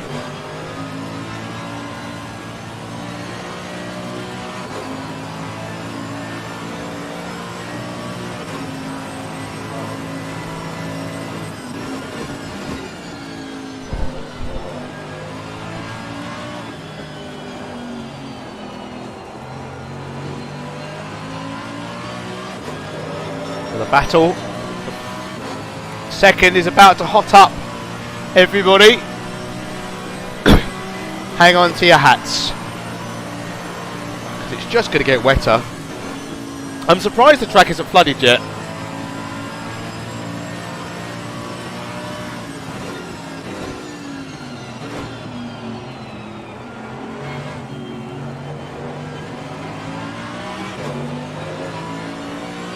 And as the track gets a little bit wetter as every moment passes,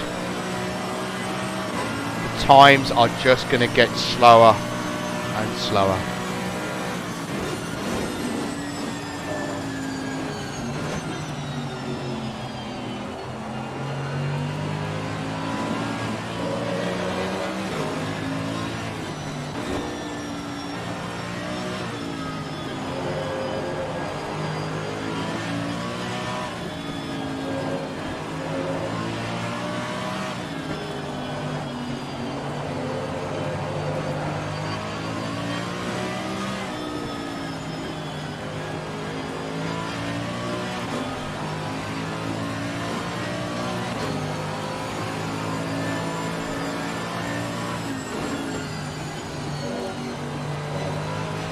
So our race leader is just about 20 seconds up the road from Reza, and that is Steve Hughes.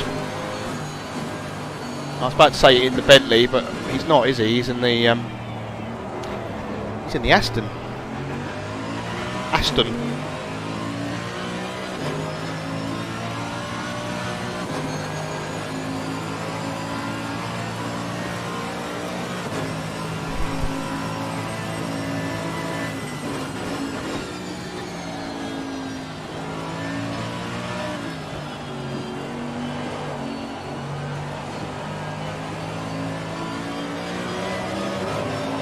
Oh, thank you. More donations coming in. We're at 93. 93.6. We're at £935.77. We are getting ever closer to our £1,000 target. So thank you very much, everybody who's donated. It's great stuff. Really is great. For a great cause.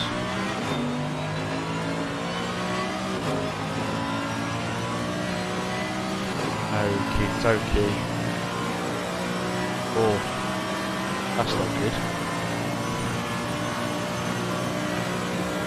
So we've got Alice McGuigan and Scott Walker are battling. 2 Lexus. The Lexi. Is that the Lexi a thing?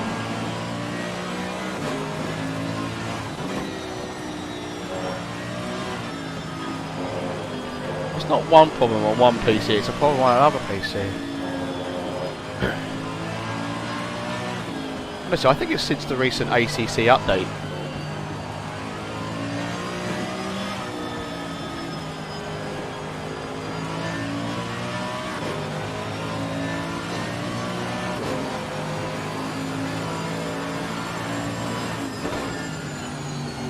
No. Got 2 battles here. We've got the battle for 2nd, and then we've got the battle for 7th on the right. So I'll keep an eye on both. We're on board with the Lexus of Walker, and last time we saw McGuigan come under a bit of pressure from Tweedy, she made it quite easy. She went deep into the first corner and just sort of opened the door. She's going off quite a bit of track there. It's quite risky because, like I say, it's treacherous conditions, as we've seen before. Cars that touch the curbs and then done a little pirouette like a ballerina. Very good on the brakes there, Walker. He's right up her backside now. All Alice has just got to do is focus on what's ahead.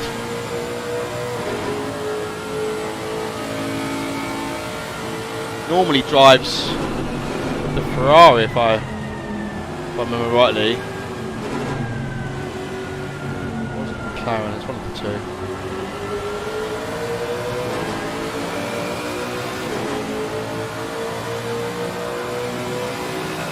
In the slipstream now. You're not going to get past there. Maybe she's letting her know that he's there. I think she's probably well. She runs wide. I think that has worked. I think that did the trick. I think it distracted her, and she's gone wide. And Walker up into 7th position, and McGuigan falls back to 8th.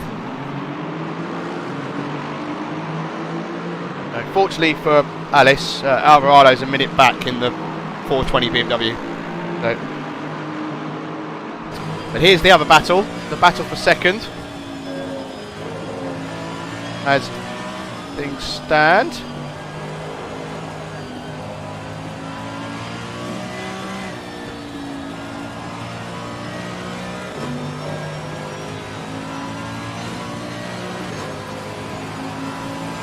No. I don't think it's going to stop rain, I'm afraid. But it's not going to get any harder looking at the weather prediction in game there. Oh, Winter loses a bit of momentum as he takes quite a bit of curb there.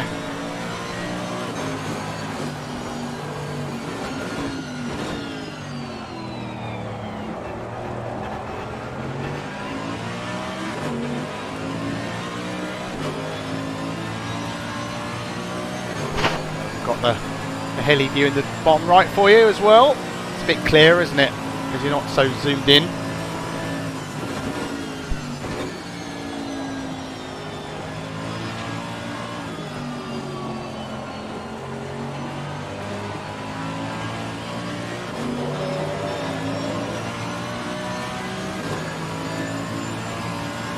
See that the battle for 10th looks like it's hotting up with Coy Visto in car 240s.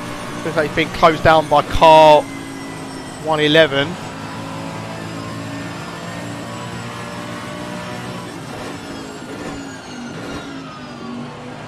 So 240 might lose a position. That's now in your bottom right hand corner.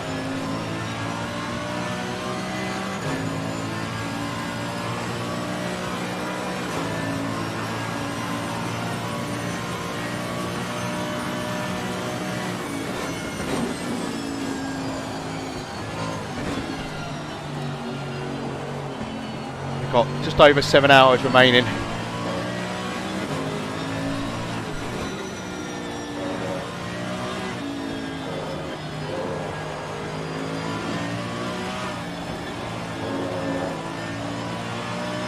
cut away to this battle here. Looking a bit darker on board now, but I mean it's 2 o'clock, so it's a bit darker to me at this particular juncture. Oh, there we go. I think that's going to be a move here. Got the better exit. Not such a great entrance into the corner, but great exit. Trying to go alongside. Oh, yeah, smart move there. Pulling back in. That was the right call. There's no point trying to force it. And the 240 goes a little bit deep. Misses the first apex. Past the big wheel. Complete another lap. That's 130 laps completed so far.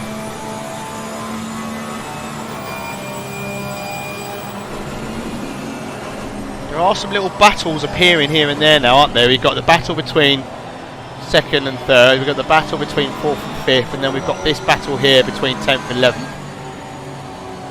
Potentially 17th and 18th as well. That gap's under a second. Oh, as Winter's gone wide through 31R.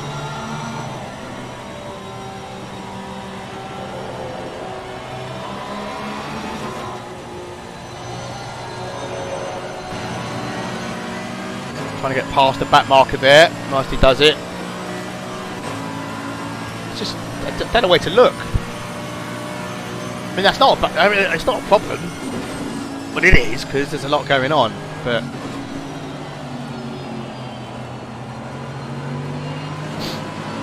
so I keep calling it the wrong corner. It's 130R as well.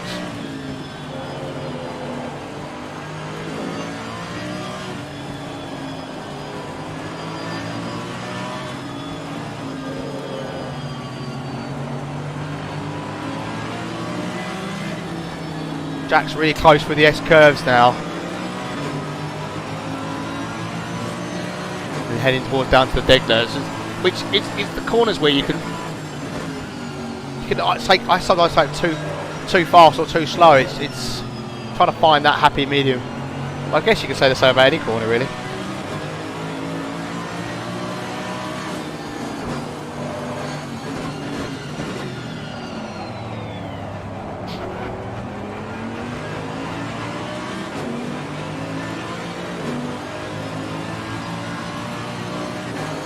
We're going to be joined shortly by a driver in the green room. It's good to have a bit of a chat, see how they're getting on, how they've been finding it.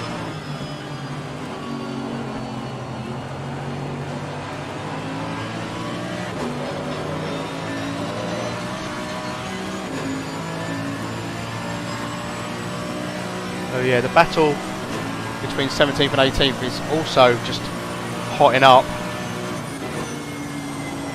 This one's kind of, this one here as well. 17th and 18th is like, so you got Sven Ludwig, the slow and the furious team. Very good name, like what you've done there. Hello Andy, how are you? Yeah, I'm good, thanks. How's the race been from your point of view so far? As we're watching I'll share what I'm seeing, so you know what I'm talking about when it happens. So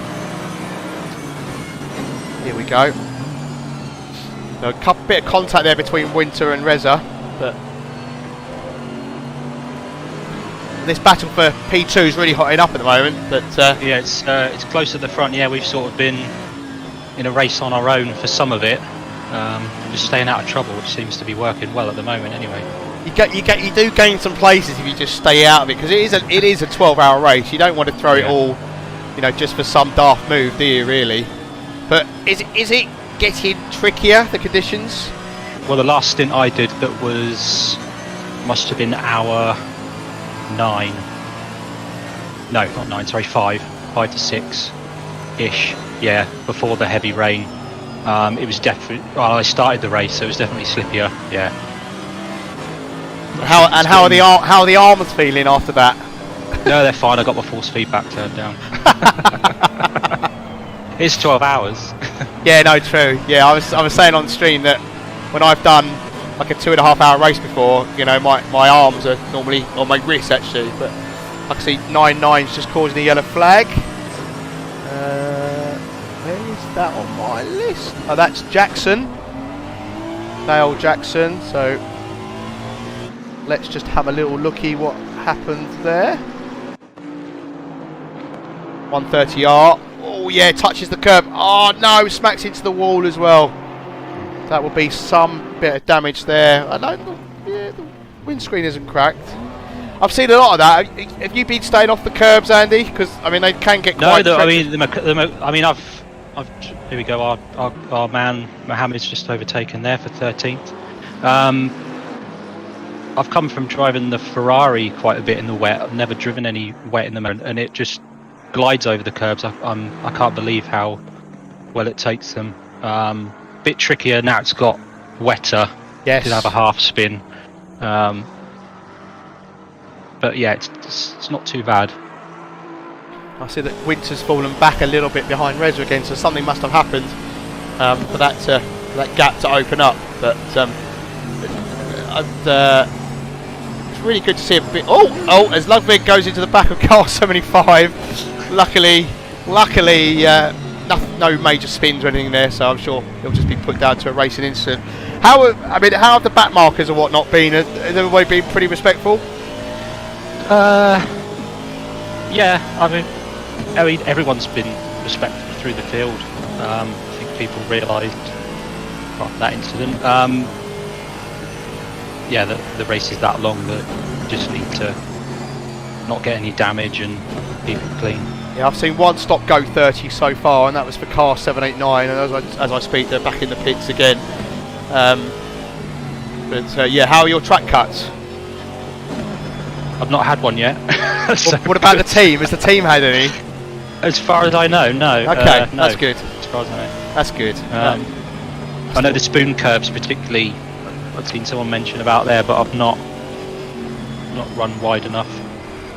Yeah, if you ease off, you're generally okay, aren't you? But yeah, it's been fascinating to watch, and also, you know, some drivers are being smart in the fact that they just, you know, if they've got a faster car behind them, and even if it's a battle for position, they're just letting them past.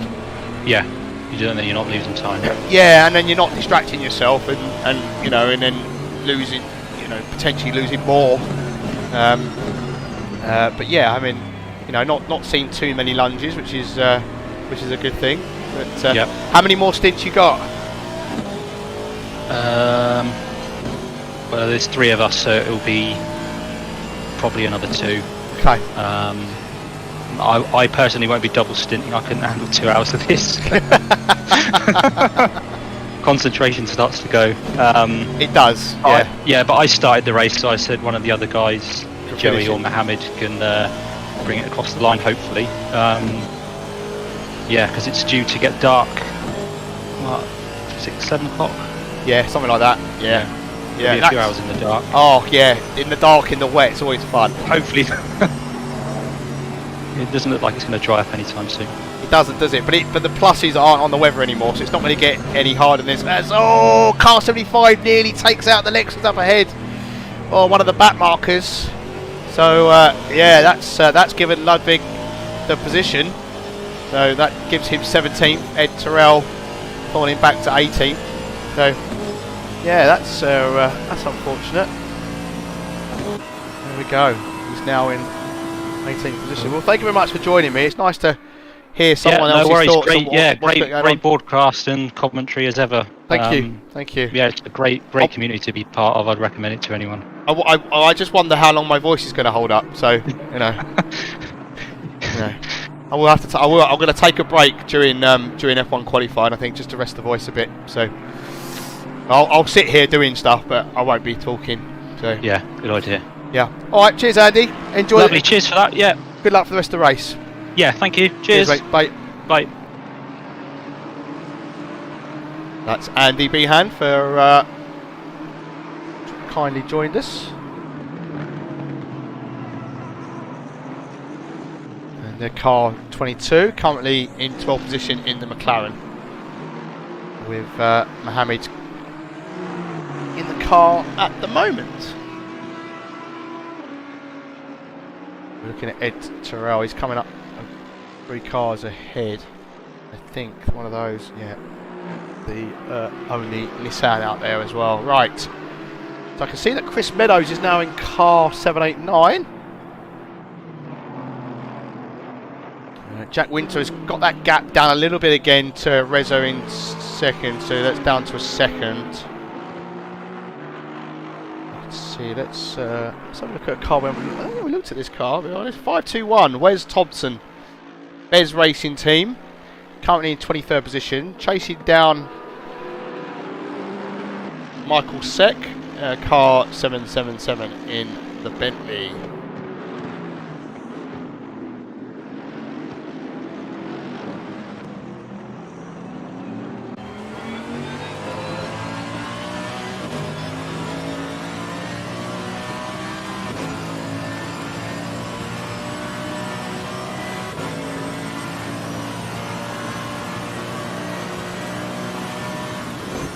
One point in chat, Ed's my hero. That's nice.